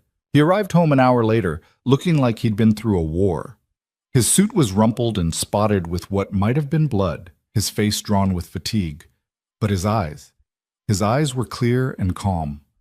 Emma met him at the door. Without thinking, she threw her arms around him, needing the solid warmth of him to prove he was real and whole. Luca stiffened in surprise. Then his arms came up to hold her back, crushing her against his chest. "I'm okay," he murmured into her hair. "Everything's okay now." "Promise me you didn't kill anyone." "I promise. I made them a different kind of offer, one they couldn't refuse." He pulled back to look at her face. "The Castellanos have agreed to a truce. They'll stay out of our territory, and we'll stay out of theirs. They'll also be making a very generous donation to your mother's care facility as an apology for what happened." "An apology for attempted murder?" "In my world, that's as close to justice as you get." Luca's hand moved to her stomach, resting there gently. "How's she doing? The baby?" "She's fine. Been kicking up a storm all morning." His eyes widened. "She's kicking?" Emma took his hand and moved it to where she'd felt the flutters earlier. They waited together, and then, there, a tiny bump against his palm. Luca's face transformed, wonder replacing the hardness. "That's her?" His voice was barely a whisper. "That's her." He dropped to his knees in front of Emma, his ear pressed against her stomach like he could hear their daughter's heartbeat through skin and muscle. His arms wrapped around her hips, holding her like she was precious and breakable. "I'm sorry," he said quietly. "I'm sorry for bringing danger to your door, for putting you and your mother at risk. I never wanted—" His voice broke. Emma ran her fingers through his hair, the gesture surprisingly intimate. "You saved my mother's life by paying for her treatment. Yes, your world is dangerous, but it's also the reason she's alive. I can't regret that, no matter how complicated everything else is." Luca looked up at her, his gray eyes bright with unshed tears. "I don't know how to do this, how to be a husband or a father or anything other than what I've always been." "Then we figure it out together. Isn't that what you said we'd do?" He stood, cupping her face in both hands. "I meant it, every word. I want to build something real with you, Emma, not because of the contract or the baby or any practical reason, but because when I'm with you, I feel like I could be someone better than who I am." "You're already better than you think," Emma said softly. Luca kissed her then, not the brief, obligatory kiss from their wedding, but something deeper and more desperate. His lips moved against hers with a hunger that stole her breath, one hand tangling in her hair while the other stayed protectively on her stomach. Emma kissed him back, pouring weeks of confusion and fear and unexpected tenderness into the contact. When they finally broke apart, both breathing hard, Luca rested his forehead against hers. "This changes everything," he said. "I know. We can't go back to being strangers after this." "I don't want to." Emma's heart was racing. "Do you?" "No. I want—" He stopped, struggling with words. "I want to wake up every morning and see your face. I want to feel our daughter kick and know I helped create something good in this world. I want to deserve you even though I know I never will." "Luca, let me finish. I've done terrible things, Emma. I'll probably do terrible things again because that's the world I live in. But with you and our daughter, I want to be better. I want to build that house by the lake and fill it with laughter instead of violence. I want our child to grow up knowing her father loved her mother, even if it started as a transaction." Emma's eyes filled with tears. "You're making it very hard not to fall for you." "Good, because I think I'm already halfway there with you." They stood in the entryway of the penthouse, holding each other while the morning sun streamed through the windows. Outside, the city buzzed with life and danger and all the complications that came with Luca's world. But inside this moment, wrapped in each other's arms with their daughter moving between them, Emma let herself believe that maybe, just maybe, they could build something real from this impossible beginning. Her mother woke up 3 days later, groggy but alive. The toxicology report confirmed that someone had tampered with her medication, but the trail went cold after that. Luca's truce with the Castellanos held, enforced by whatever deal he'd made and the implicit threat of what would happen if it was broken. Life settled into a new rhythm. Luca started coming home earlier, joining Emma for dinner and talking about everything and nothing. He attended her doctor's appointments, his hand gripping hers when they saw their daughter's perfect profile on the ultrasound. He brought her books about pregnancy and parenting, then admitted he'd been reading them himself late at night when he couldn't sleep. The distance between them dissolved gradually, replaced by something tender and growing. Luca would rest his hand on Emma's stomach while they watched television, marveling at each kick. Emma would find him working in his office and bring him coffee, staying to talk about the house renovations or baby names, or her mother's improving health. They didn't talk about love. That word felt too big, too dangerous. But what they were building felt real in a way the contract never had, solid and precious and worth protecting. And when Emma woke from nightmares now, Luca was there, drawn by some instinct from his own room to sit on the edge of her bed and hold her hand until she fell back asleep. Neither of them acknowledged these midnight visits in the morning, but Emma began leaving her door unlocked, and Luca always seemed to know when she needed him. The contract marriage was becoming something else entirely, something neither of them had planned for or could name. But as Emma felt their daughter grow stronger inside her and watched Luca transform from cold stranger to devoted partner, she found herself hoping that when the 3 years ended, they'd choose to tear up the contract entirely. Not because it had expired, but because they didn't need it anymore. Emma was 6 months pregnant when the first real crack appeared in their carefully constructed peace. She'd been napping on the couch. Pregnancy exhaustion hit her like a freight train most afternoons, when raised voices from Luca's office jolted her awake. Not unusual in itself, Luca's business often involved heated discussions. But this voice was different, younger and sharp with accusation. "You can't seriously expect us to accept this," the voice said. "A wife out of nowhere, pregnant within weeks? It's insulting, Luca. We all know what you are." Emma sat up slowly, her hand moving protectively to her swollen belly. Their daughter responded with a solid kick, as if sensing her mother's unease. "What I am," Luca's voice cut through the door like ice, "is not your concern, Dante. My personal life is not up for family vote. It is when that personal life affects the business. The other families are talking. They're saying you've gone soft, that fatherhood has made you weak, and that wife of yours, finish that sentence and you'll regret it." A pause. Then Dante's voice, lower but still audible. "I'm trying to protect you. The Rossis are already testing our boundaries. They think you're distracted, vulnerable. And maybe they're right." Emma's heart sank. She'd known this was coming, had seen the way some of Luca's associates looked at her at recent gatherings, calculating, assessing whether she was a weakness they could exploit. But hearing it confirmed still hurt. "Let them think what they want," Luca said. "My daughter deserves a father who's present, not a ghost who only shows up for business."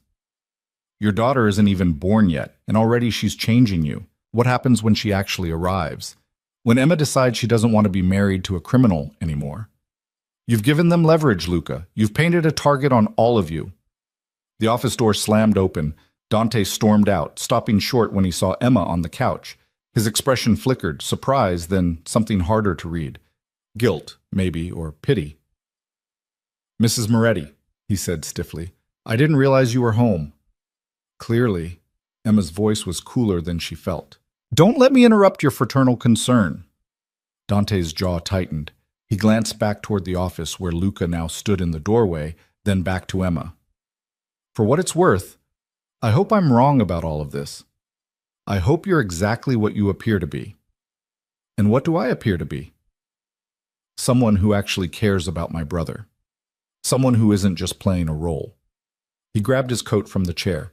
"Because if you're not, if this is all an act, it'll destroy him. And that would be bad for everyone." He left without waiting for a response. Emma and Luca stared at each other across the living room, the afternoon light slanting between them. "How much did you hear?" Luca asked quietly. "Enough." Emma struggled to her feet, waving off Luca's automatic move to help her. "Is he right? Are we putting a target on our daughter?" "No, I won't let anything happen to either of you." "That's not what I asked." Emma moved closer, studying his face. "Are people seeing us as a weakness? Is our family making you vulnerable?" Luca's hands clenched at his sides. "The perception of vulnerability and actual vulnerability are different things. Yes, people think I've gone soft. Let them. It makes them careless. And if they're not careless, if they're right, then I'll handle it the same way I've handled every threat to my family, decisively and permanently." His eyes softened. "Emma, you and our daughter are not liabilities. You're the only things in my life that actually matter. Everything else is just business. Business that could get us killed. Business that I've been managing successfully for years. Nothing has changed except that now I have even more motivation to stay alive." He crossed to her, his hands settling on her shoulders. "I know you're scared. I am too. But running won't make us safer. The only way to protect our family is to show strength, not hide."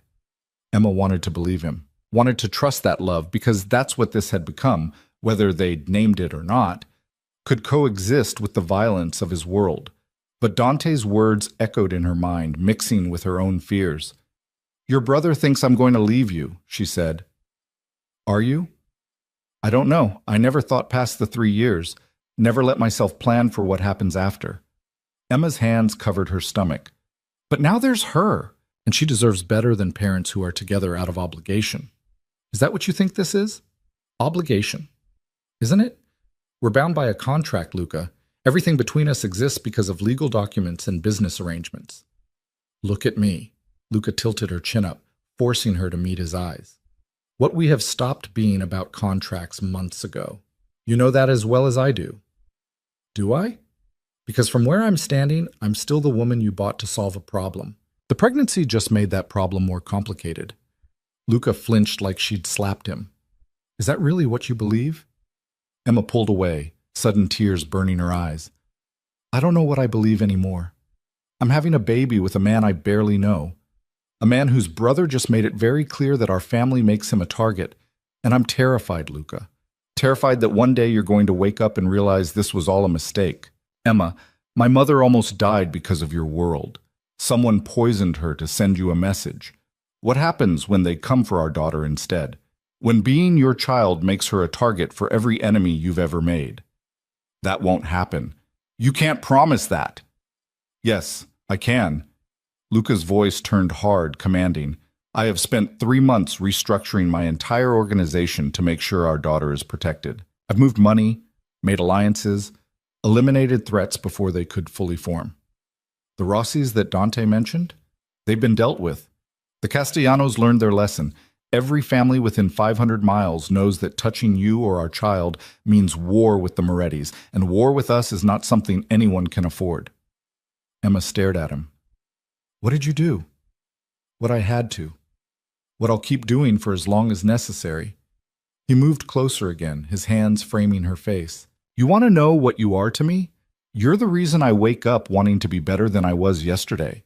You're the voice in my head that stops me from crossing lines I can't come back from.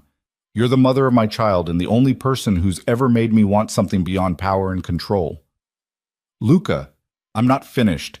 You think you're just a contract, just a transaction? Emma, you've become the center of my entire world, and that terrifies me more than any business threat or family politics ever could. Because losing you, losing both of you, would break something in me that can't be fixed." The tears spilled over. Emma didn't try to stop them. "This is insane. We barely know each other. I know you hate mornings, but force yourself to get up early anyway. I know you bite your lip when you're thinking hard about something. I know you check on your mother 3 times a day and cry in the shower when you think I can't hear. I know you're brave and stubborn and stronger than you give yourself credit for." His thumbs wiped away her tears. "I know I love you, even though I have no right to. Even though I bought you like a piece of property and trapped you in a life you never chose." The world tilted. "You love me?" Desperately, completely, in a way that makes absolutely no logical sense. Luca's smile was sad. But you don't have to say it back. Don't have to feel the same way. I just needed you to know that whatever happens, whatever you decide, it was real for me. Emma's heart was hammering. You love me. I love you. I'm 6 months pregnant and terrified and probably losing my mind, Emma said, her voice shaking. But I love you too, and that scares me more than anything else in this whole mess. Luca kissed her then, pulling her carefully into his arms, mindful of her swollen belly. It was different from their previous kisses, not desperate or uncertain, but sure and claiming. Like he was memorizing the taste of her, the feel of her in his arms. When they broke apart, both breathing hard, Emma rested her forehead against his chest. This doesn't solve anything, she said. Loving each other doesn't make your world less dangerous. No, but it gives us a reason to fight for this, to build something worth protecting. Luca's hand moved to her stomach. I meant what I said about the house by the lake, about raising our daughter somewhere she can be a child, not just an heir. I want that life with you, Emma. Not because of a contract, but because I can't imagine my life without you in it anymore. The 3 years? Forget the 3 years. Forget the contract entirely. I'll have my lawyers destroy it tomorrow if you want. Stay with me because you choose to, not because you're legally obligated. Emma pulled back to look at him. And if I choose to leave? Then I let you go. You and our daughter. I'll set you up somewhere safe with enough money that you never have to worry about anything. I'll visit when you allow it and stay away when you don't, whatever you need. You'd really do that? Just let us go? If it's what you wanted? Yes. Because love isn't about possession, Emma. It's about wanting someone's happiness, even when it costs you everything. The words hung between them, heavy with meaning. Emma thought about the past 6 months, the fear and confusion, but also the unexpected moments of tenderness. Luca reading pregnancy books at 2 in the morning, his hand on her stomach, feeling their daughter kick, the way he looked at her like she was something precious and irreplaceable. I don't want to leave, she said quietly. I'm scared, and I'm angry that you've put us in danger, and I have no idea how to be a mafia wife or raise a child in your world. But I don't want to leave. You're sure? No. But I'm choosing this anyway. Choosing you. Choosing us. Emma's hand covered his where it rested on her belly. Our daughter deserves parents who love each other, even if those parents are a criminal and a convenience store clerk who got in way over her head. Luca laughed, the sound bright with relief. Former convenience store clerk. You're a Moretti now. Is that supposed to make me feel better? Probably not, but it's the truth. He kissed her forehead, her cheeks, the tip of her nose. Thank you for choosing this, for choosing me. Don't make me regret it. I'll spend the rest of my life trying not to. They stood like that for a long time, wrapped around each other while their daughter moved between them. Outside, the city hummed with life and danger. But in this moment, Emma let herself believe that love might be enough to weather whatever storms were coming. The belief lasted exactly 4 days. Emma was at the care facility visiting her mother when Marco's phone rang. She watched his expression change from calm to alert to something close to panic in the space of seconds. We need to leave, he said, already moving toward the door. Now. What's happening? Someone just tried to kill Luca. He's alive, but we need to get you somewhere secure. The world went gray at the edges. Emma gripped the door frame to stay upright. Where is he? Is he hurt? He's on his way to the penthouse. He wants you there, but we can't take direct routes. There might be more attempts. Marco was already calling for backup, his voice clipped and professional. Mrs. Carter, I'm sorry, but we have to go. Emma's mother, still weak but recovering, clutched Emma's hand. Go, be with your husband. I'll be fine here. The drive back was a nightmare of side streets and sudden turns. Marco's eyes constantly checking mirrors while 2 other cars bracketed them. Emma's hands shook as she called Luca's phone over and over, getting voicemail each time. They reached the penthouse to find it swarming with Luca's men, all armed and grim-faced. Dante met Emma at the elevator, his earlier hostility replaced with something that looked like guilt. He's in his office, Dante said. He's okay, Emma. Bruised and pissed off, but okay. Emma pushed past him and ran, as much as a 6-month pregnant woman could run, to Luca's office. He was standing by the window, his shirt torn and blood staining the collar.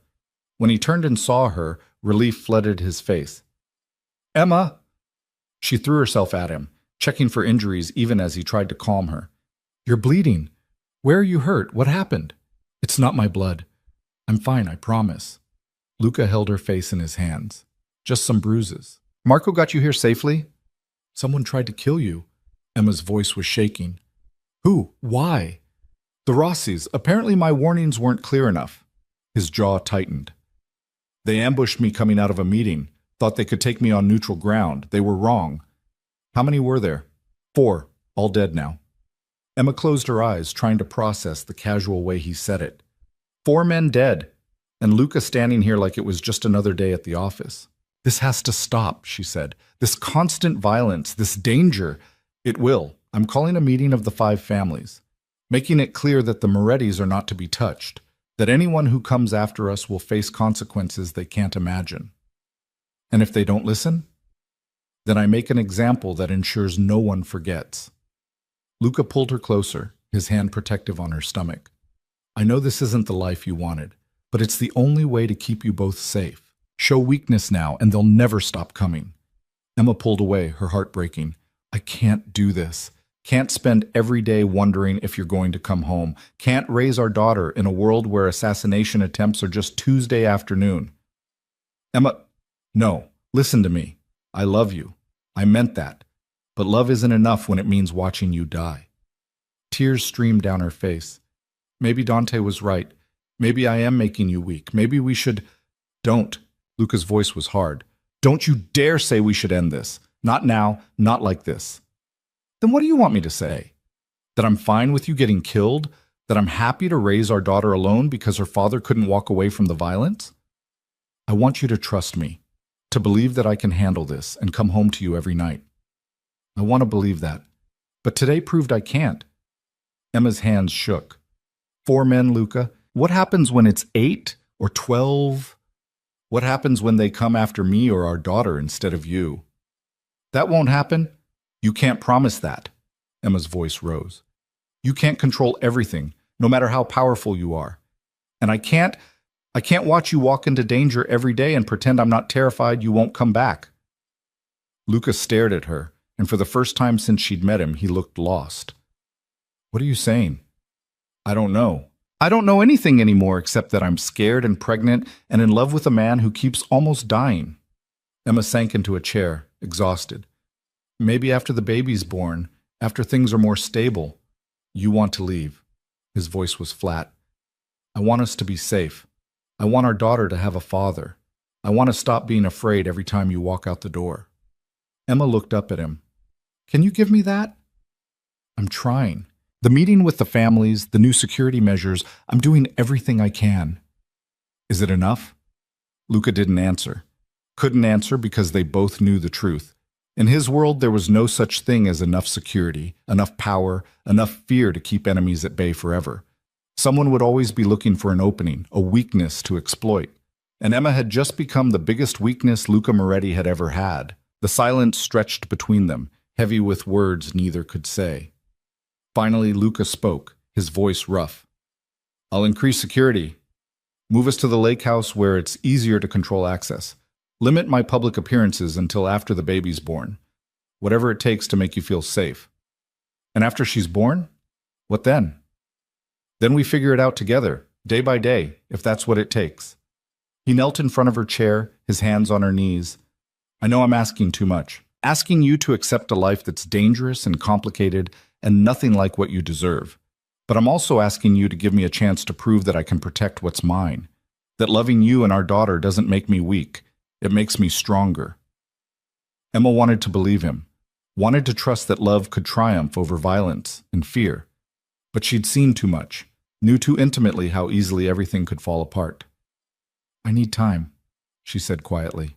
"Time to think about what's best for our daughter, for all of us." Luca's expression crumbled, but he nodded. "Take whatever time you need. I'll be here when you're ready." He stood and walked to the window, his back to her. Emma could see the tension in his shoulders, the way his hands clenched at his sides. She wanted to go to him, to take back her words and promise everything would be okay. But she couldn't lie, not about this. "I'm going to lie down," she said finally. "I'm exhausted. I'll have dinner sent to your room." The formality in his voice broke her heart. But Emma just nodded and left, feeling the distance between them growing with every step. That night, Emma lay in her bed and felt their daughter kick, strong and insistent. She pressed her hand to her stomach and tried to imagine the future. A little girl with Luca's gray eyes and her stubborn chin. A child who deserved safety and stability, and parents who were united, not torn apart by fear. She thought about this house by the lake, empty and waiting. About the nursery Luca had built with his own hands, painting walls and installing shelves like any normal father preparing for his child. About the way he looked at her stomach like it contained the entire world. And she thought about the blood on his collar today, the casual way he'd said 4 men were dead, the violence that was as much a part of him as his love for her. Could she really build a life with a man who lived in such darkness? Could she raise a daughter in a world where danger lurked around every corner? Emma didn't have answers.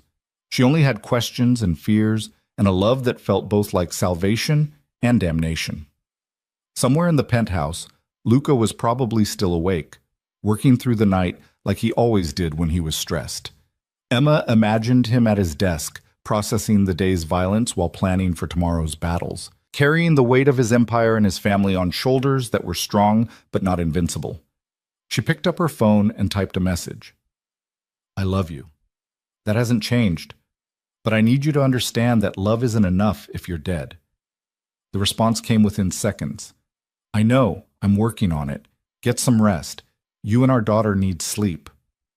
Emma set the phone aside and closed her eyes, one hand still resting on her stomach. Their daughter kicked again, as if reminding Emma that whatever happened, whatever choices they made, there was an innocent life depending on them to get it right. Sleep came fitfully, filled with dreams of lake houses and nurseries, of Luca's smile and the sound of gunfire, of a future that seemed both achingly close and impossibly far away. When Emma woke in the morning, she found a note slipped under her door in Luca's precise handwriting. Meeting with the families is set for tomorrow night. After that, we move to the lake house. You'll be safer there, and I'll be home every night. I promise. Whatever it takes to keep you both with me, I'll do it. Even if that means walking away from everything else. Emma held the note and felt something shift inside her. Luca was willing to give up his empire, his power, his entire world, for her and their daughter. The man who'd built his life on control and dominance was offering to surrender it all for a chance at something real. The question was whether Emma was brave enough to let him try. She got dressed and found Luca in the kitchen, making breakfast with the focused intensity he brought to everything. When he saw her, hope flickered across his face before he carefully masked it. Good morning, he said quietly. I made your favorite blueberry pancakes. Emma sat down at the counter. I read your note. And I have conditions. If we're doing this, really doing this, not just for the contract but for real, then things have to change. Luca set down the spatula and gave her his complete attention. Name them. We moved to the lake house after the baby's born. Not just for a while, but permanently. The penthouse can be for business trips, but our home, our daughter's home, is somewhere she can be a child. Done. What else? You limit your involvement in the dangerous parts of the business. I'm not asking you to go straight overnight, but I need to know you're not taking unnecessary risks, that you're choosing to come home to us. Luca's jaw tightened, but he nodded. I can do that. Dante and Marco can handle most field operations. I'll focus on strategy and management. And if there's another attack like yesterday, another situation where you have to... Emma couldn't finish the sentence. Then I handle it. But I promise you, Emma, I will always come home. Whatever it takes, whoever I have to go through, I will always come back to you and our daughter. Emma studied his face, seeing the determination there. The love, the desperate need to make this work. Okay, she said softly. Okay, we try. We build this life together and hope it's enough.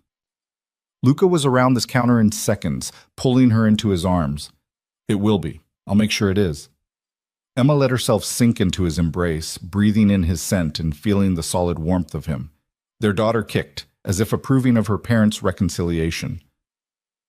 I'm still scared, Emma admitted. So am I. But we'll be scared together. Luca pulled back to look at her. Tomorrow night's meeting will change things. I'm making it clear that the Morettis are stepping back from active conflicts, that anyone who wants war will have to go through significant barriers first. It won't eliminate all danger, but it'll reduce it considerably. And your family will accept that? They'll have to. Because the alternative is watching this empire crumble when I choose you over it. His hand cupped her face. And make no mistake, Emma, if it comes down to a choice between power and you, I choose you every single time.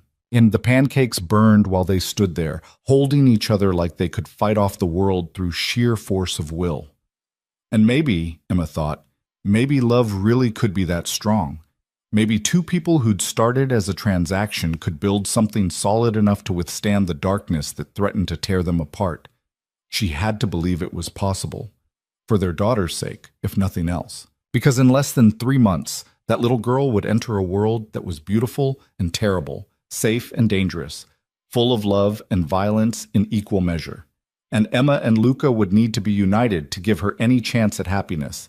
So Emma chose to hope, chose to trust, chose to believe that the man who'd bought her with a contract had become something far more valuable, a partner, a father, and against all odds, the love of her life. Even if that love came with a price tag written in blood and sacrifice and the constant fear of loss. The meeting of the 5 families took place in a private room at the back of an upscale restaurant that Luca's family had owned for 3 generations. Emma wasn't invited. Women rarely were to these gatherings, but she watched Luca prepare with a knot of anxiety in her stomach that had nothing to do with the pregnancy. He dressed with particular care that evening, his suit immaculate, his expression carved from stone.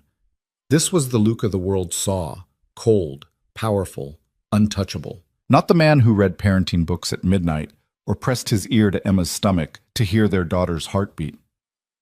I'll be home before morning, he promised, kissing her forehead. Marco and 4 others will be here with you. Don't answer the door for anyone. Luca. Emma caught his hand. Be careful, please. His expression softened for just a moment. Always. I have too much to live for now to be reckless. She watched from the window as his car pulled away, flanked by 2 others full of armed men. The penthouse felt cavernous and silent without him, every shadow suddenly threatening. Emma tried to distract herself with television, then a book, then finally just pacing the living room while Marco watched with patient sympathy from his post by the door. Hours crawled past. 9 o'clock became 10, then 11. Emma's phone stayed silent. At midnight, she was contemplating calling him when her phone finally rang. But it wasn't Luca, it was Sophia. Emma, dear, don't panic, Sophia said, which immediately made Emma panic. There's been an incident at the meeting. Luca is fine, but there was violence. He asked me to call you so you wouldn't worry when you saw the news. Emma's legs went weak. She sank onto the couch. What kind of incident? The Rossis brought weapons to what was supposed to be a peaceful negotiation. They tried to kill my son in front of everyone. Sophia's voice was cold with fury. They failed. Luca is unhurt, but 3 Rossi men are dead, and their family head is in the hospital. The other families have agreed to Luca's terms.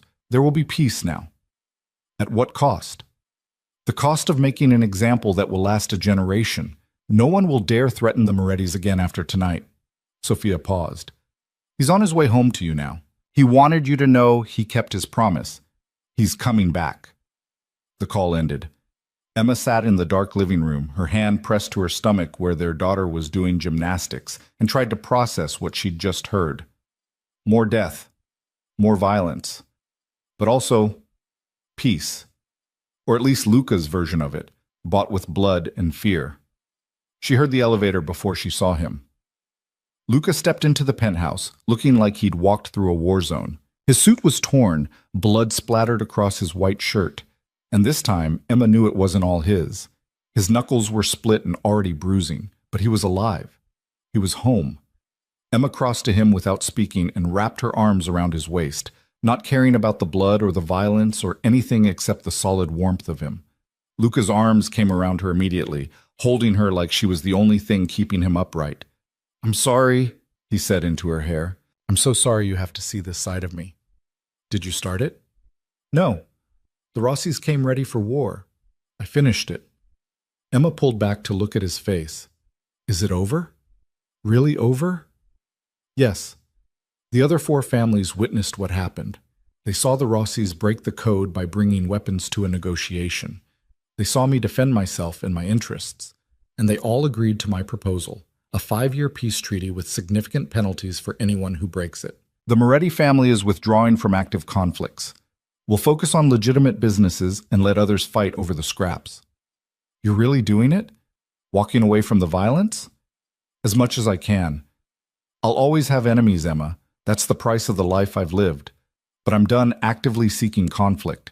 Done putting myself in situations where I might not come home to you. He cupped her face in his bloody hands. I choose you. I choose our daughter. I choose the house by the lake and quiet mornings and watching our child grow up in peace. Everything else is just noise. Emma kissed him then, tasting copper and desperation and hope. When they broke apart, both breathing hard, she rested her forehead against his. Go shower, she said softly. Wash the blood off and come to bed. We'll figure out the rest tomorrow.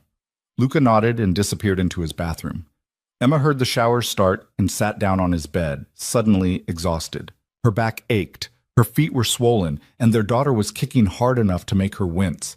But Luca was alive. He was home, and tomorrow they'd start building the life he'd promised. When Luca emerged from the shower, clean and wearing only sleep pants, Emma was still sitting on his bed.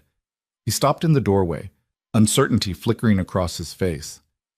I thought you'd gone to your room, he said quietly.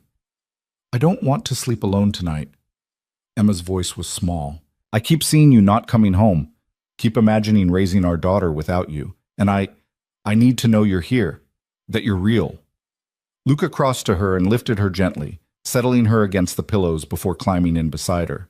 He pulled her carefully into his arms, mindful of her pregnant belly, and Emma felt something inside her finally relax. I'm here, he murmured.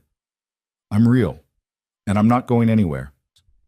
Emma fell asleep listening to his heartbeat, strong and steady beneath her ear, and for the first time in weeks, she didn't have nightmares.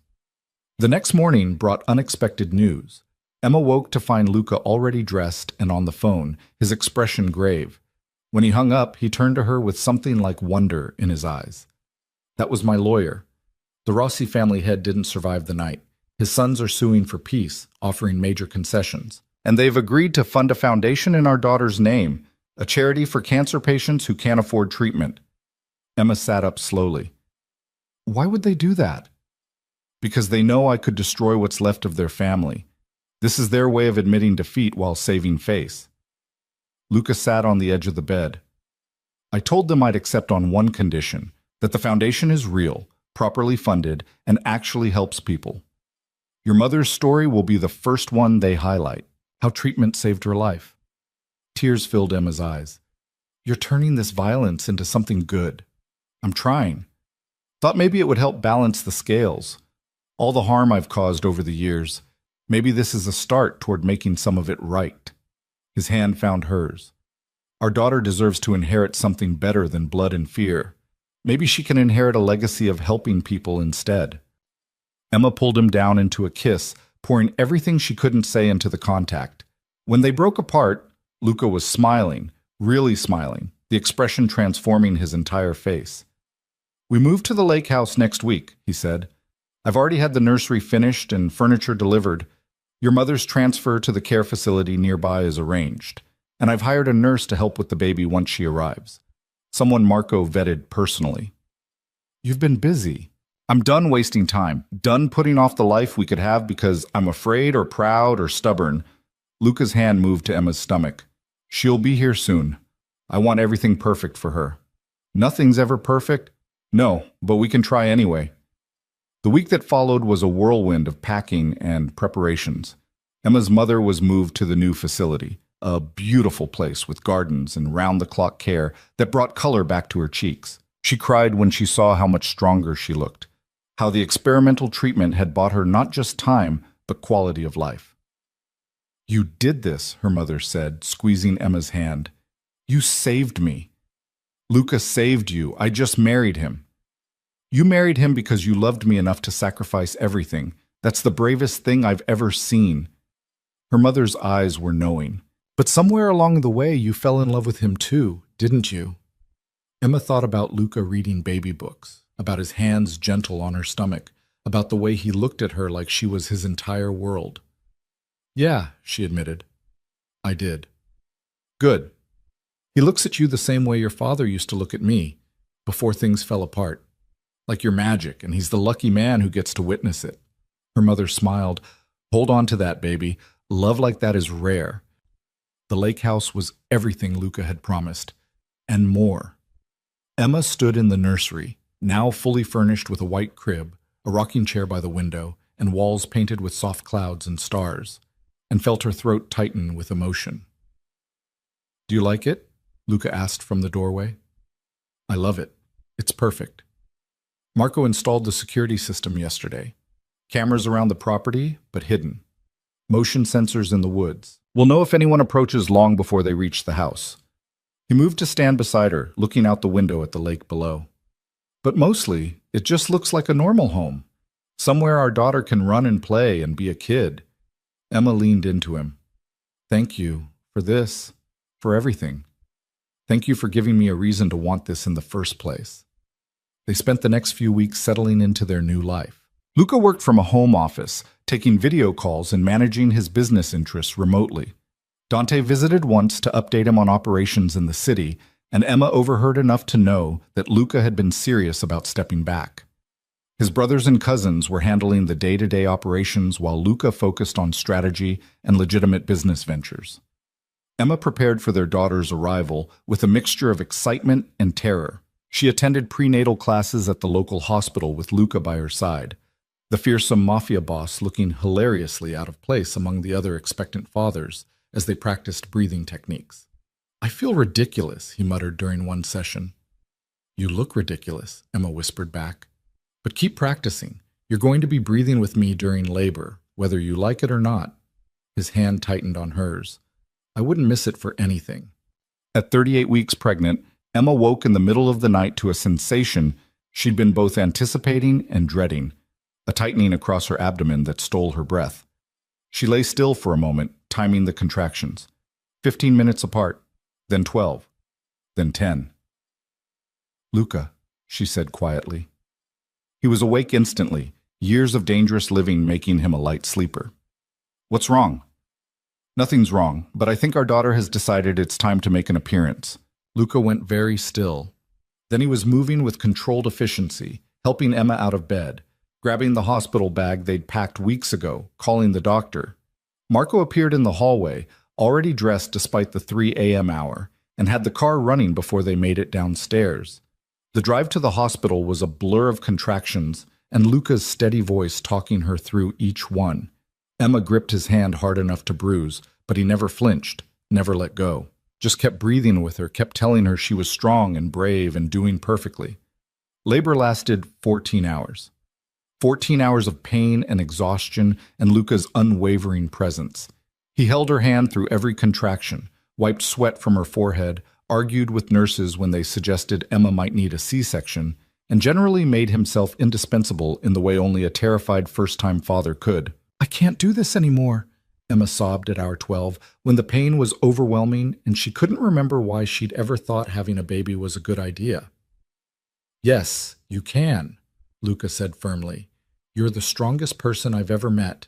You survived my world, survived falling in love with a criminal, survived carrying our miracle baby.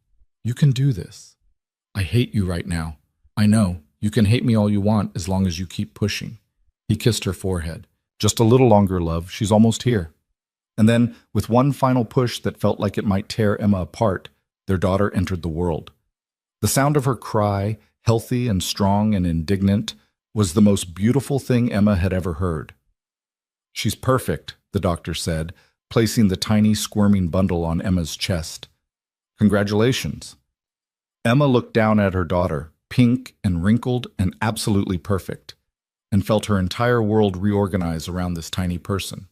Dark hair plastered to her head, eyes squeezed shut, little fists waving in protest at this bright, cold world she'd been thrust into. Hi, baby girl, Emma whispered, tears streaming down her face. We've been waiting for you. Luca stood frozen beside the bed, staring at his daughter like he couldn't quite believe she was real. When the nurse asked if he wanted to cut the cord, he did it with shaking hands, his face a mask of wonder and terror. After the nurses cleaned and checked the baby, they handed her to Luca. He took her with the careful reverence usually reserved for priceless artifacts, supporting her head exactly as they'd practiced in class. Emma watched as this powerful, dangerous man looked down at his daughter and completely fell apart. "She's so small," he breathed, "so perfect. How did we make something so perfect?" "Together," Emma said softly. "We made her together." Luca looked up, his eyes wet with tears. "Isabella. Can we name her Isabella? After my grandmother, the only person who ever believed I could be better than what I was born into. Isabella Moretti." Emma tested the name. "It's beautiful." "Hi, Isabella. Welcome to the world, sweetheart." The baby's eyes opened, gray like her father's, and seemed to focus on Luca's face. He made a sound somewhere between a laugh and a sob. "She's looking at me. Emma, she's actually looking at me. She knows her daddy's voice. You've been talking to her for months." "I love you," Luca whispered to his daughter. "I love you so much. I promise I'll keep you safe. Promise I'll be the father you deserve. Promise I'll never let anyone hurt you." Emma watched them together, this impossible little family they'd created from a desperate contract and unexpected love, and felt peace settle over her for the first time in months. Whatever challenges lay ahead, whatever dangers still lurked in Luca's world, they'd face them together, united by love and commitment and this precious life they'd brought into the world. The next few days were a blur of sleepless nights, endless diaper changes, and learning to navigate parenthood. Luca was surprisingly competent with Isabella, his large hands surprisingly gentle as he changed her and rocked her and walked the floors with her at 2 a.m. when she wouldn't sleep. "You're good at this," Emma said one night, watching him sway with their daughter. "I'm terrified every second that I'll do something wrong," Luca admitted. "But she's worth the fear. She's worth everything." Emma's mother visited the day they brought Isabella home, tears streaming down her face as she held her granddaughter for the first time. "She's perfect. Absolutely perfect. Just like her mother." "She has her father's eyes," Emma pointed out. "She has your strength. I can already tell." Her mother looked at Luca, who was hovering anxiously nearby. "Take care of them, this precious family you've built." "With my life," Luca promised. Sophia arrived the next day with enough baby clothes to outfit triplets and a fierce protectiveness that matched her son's. "My granddaughter will want for nothing," she declared, already planning elaborate birthday parties and college funds. Even Dante softened when he met Isabella, holding her with unexpected gentleness. "She's beautiful," he told Emma quietly, "and I was wrong about you. Wrong about what you'd mean to Luca. You've made him better. Made him happy in a way I've never seen." "He made himself better," Emma replied. "I just gave him a reason to try." As the weeks passed, Emma and Luca found their rhythm. They divided night feedings and diaper duty, supported each other through the exhaustion and challenges of new parenthood, and fell more deeply in love with both their daughter and each other. Luca kept his promises. He stayed home most days, working from his office, but always available when Emma needed him. He handled business calls with Isabella sleeping on his chest, her tiny form rising and falling with his breathing. He built a swing set in the backyard and talked about teaching her to swim when she was older. The foundation he'd established in Isabella's name flourished, helping dozens of families afford cancer treatment. Emma's mother became the spokesperson, sharing her story of survival and the experimental treatment that had saved her life. Every life the foundation touched felt like redemption for the violence Luca had caused, a small way to balance the scales. 6 months after Isabella's birth, Luca found Emma sitting in the nursery rocking their daughter. The original 3-year contract would have ended in 2 weeks, a deadline that now seemed absurd and irrelevant.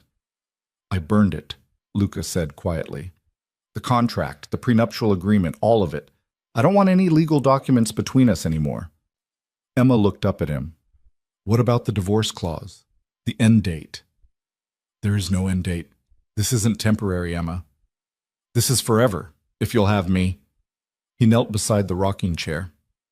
"I know I promised you freedom after 3 years, but I'm asking, begging, really, for you to choose to stay anyway, not because you're obligated, but because you want to. Luca, let me finish. You've given me everything, a daughter, a family, a reason to be better than I was. You took a cold transaction and turned it into the most meaningful thing in my life, and I want to spend the rest of my life proving I'm worthy of that gift. Emma set Isabella in her crib and turned to face him fully. Do you really think after everything we've been through, the fear and the violence and the love, that I'd walk away now? This is my family, Luca, you and Isabella. This is where I choose to be. You're sure, because you're free to leave. I meant that. I'll never trap you. Emma kissed him, cutting off his words. I'm not trapped. I'm home. This house, this life, this impossible love we built from nothing, this is home. And I'm not going anywhere. Luca pulled her into his arms, holding her like she might disappear if he let go. I love you. I will love you until the day I die, and probably beyond that. I love you too. Even though you're dramatic and overprotective and sometimes make terrible decisions. Sometimes? Okay, frequently. But you're also brave and devoted and the best father Isabella could ask for. Emma pulled back to look at him. We're good together, Luca. Broken and complicated and messy, but good. The best things usually are. They stood in their daughter's nursery, wrapped around each other while Isabella slept peacefully in her crib, and Emma marveled at how far they'd come. From a desperate contract signed in fear to a love story neither of them had seen coming. From strangers to partners to a family bound by something far stronger than legal documents. The next morning, Luca surprised Emma with a small box at breakfast. Inside was a new ring, not the diamond from their fake wedding, but a simple band engraved with words in Italian. What does it say? Emma asked. Dove sei tu? Sono a casa, Luca translated. Where you are, I am home. Emma's eyes filled with tears. It's perfect. Marry me again, Luca said. No contracts, no obligations. Just you and me choosing each other in front of the people we love, making it real in every possible way. We're already married. Legally, yes, but I want to do it right this time. I want your mother there, healthy and happy. I want Isabella to be part of it. I want to stand in front of everyone and tell them I'm the luckiest man alive because you chose me. He took her hand. So what do you say, Emma Carter Moretti? Will you marry me for real this time? Emma looked at this man who'd bought her with a contract and given her the world instead. This dangerous, devoted, impossible man who'd learned to love her and their daughter more than he loved power. Yes, she said, laughing through her tears. Yes, I'll marry you again as many times as you want. They married on a perfect autumn day by the lake, with only family and close friends in attendance. Emma's mother walked her down the makeshift aisle with tears streaming down her face. Isabella served as the world's tiniest and least helpful flower girl, sleeping through the entire ceremony in Sophia's arms. Luca's vows were simple and devastating. I promise to choose you every day, to be the man you deserve and the father our daughter needs, to build a life so full of love that it drowns out every shadow from my past. I promise to come home every night and remind you that you're the best decision I ever made. Emma's voice shook as she replied, I promise to stand beside you through whatever comes, to be your partner and your equal, to raise our daughter with love and strength and the knowledge that she comes from two people who chose each other against all odds. I promise that where you are, I am home. When the officiant pronounced them husband and wife, again, Luca kissed Emma like it was the first time and the last time and every time in between, like she was air and water and everything he needed to survive. The reception was small and intimate, full of laughter and dancing and watching Isabella's eyes widen at all the commotion.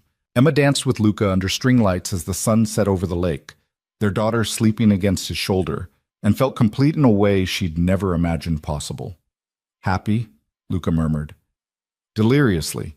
You? More than I have any right to be. He kissed her forehead. Thank you for saying yes, for choosing this life with me. Thank you for giving me a reason to say yes. They swayed together as night fell and stars emerged overhead. Emma thought about the woman she'd been a year ago, desperate, frightened, signing away 3 years of her life for her mother's survival. She'd thought she was making the ultimate sacrifice, selling herself to a monster. Instead, she'd found a partner, a love story, a family. Life with Luca would never be simple or entirely safe.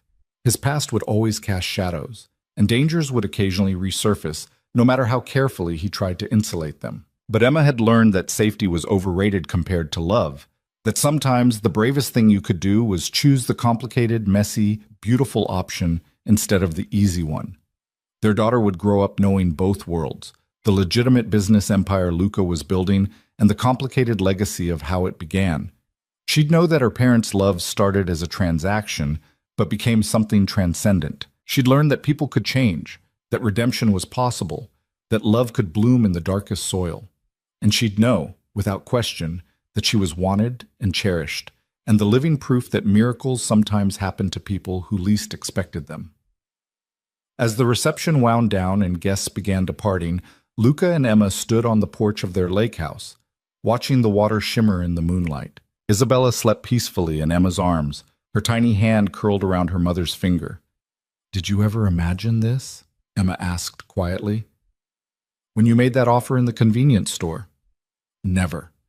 I expected a business arrangement that would serve its purpose and end cleanly. I never imagined you'd become the center of my world." Luca touched Isabella's soft hair gently. "Never imagined I could have this. A family, a home, a life worth living outside of power and control." "What would you have done if I'd said no? That night in the store?" "Found someone else, probably. Made the same offer to another desperate woman and convinced myself it was enough." He looked at Emma. "But it wouldn't have been, because it wouldn't have been you. And I think somehow, even then, I knew you were different. Knew you'd change everything." "I was terrified of you." "You should have been. I was terrifying." Luca's smile was rueful. "Still am, to most people, but not to you. Never to you." "Oh, you still scare me sometimes, when you go into full Mafia Boss mode and start issuing orders." Emma leaned into him. "But I'm not afraid of you. There's a difference." "I know, and I'm grateful for it every single day." They stood together in comfortable silence, their small family complete and whole. Inside the house, Emma could hear Sophia directing the cleanup with military precision, Dante laughing at something Marco said. The sounds of people who'd become more than business associates. They'd become family. This was what happiness looked like, Emma realized. Not perfect or pristine, but real and earned and worth every sacrifice she'd made to get here.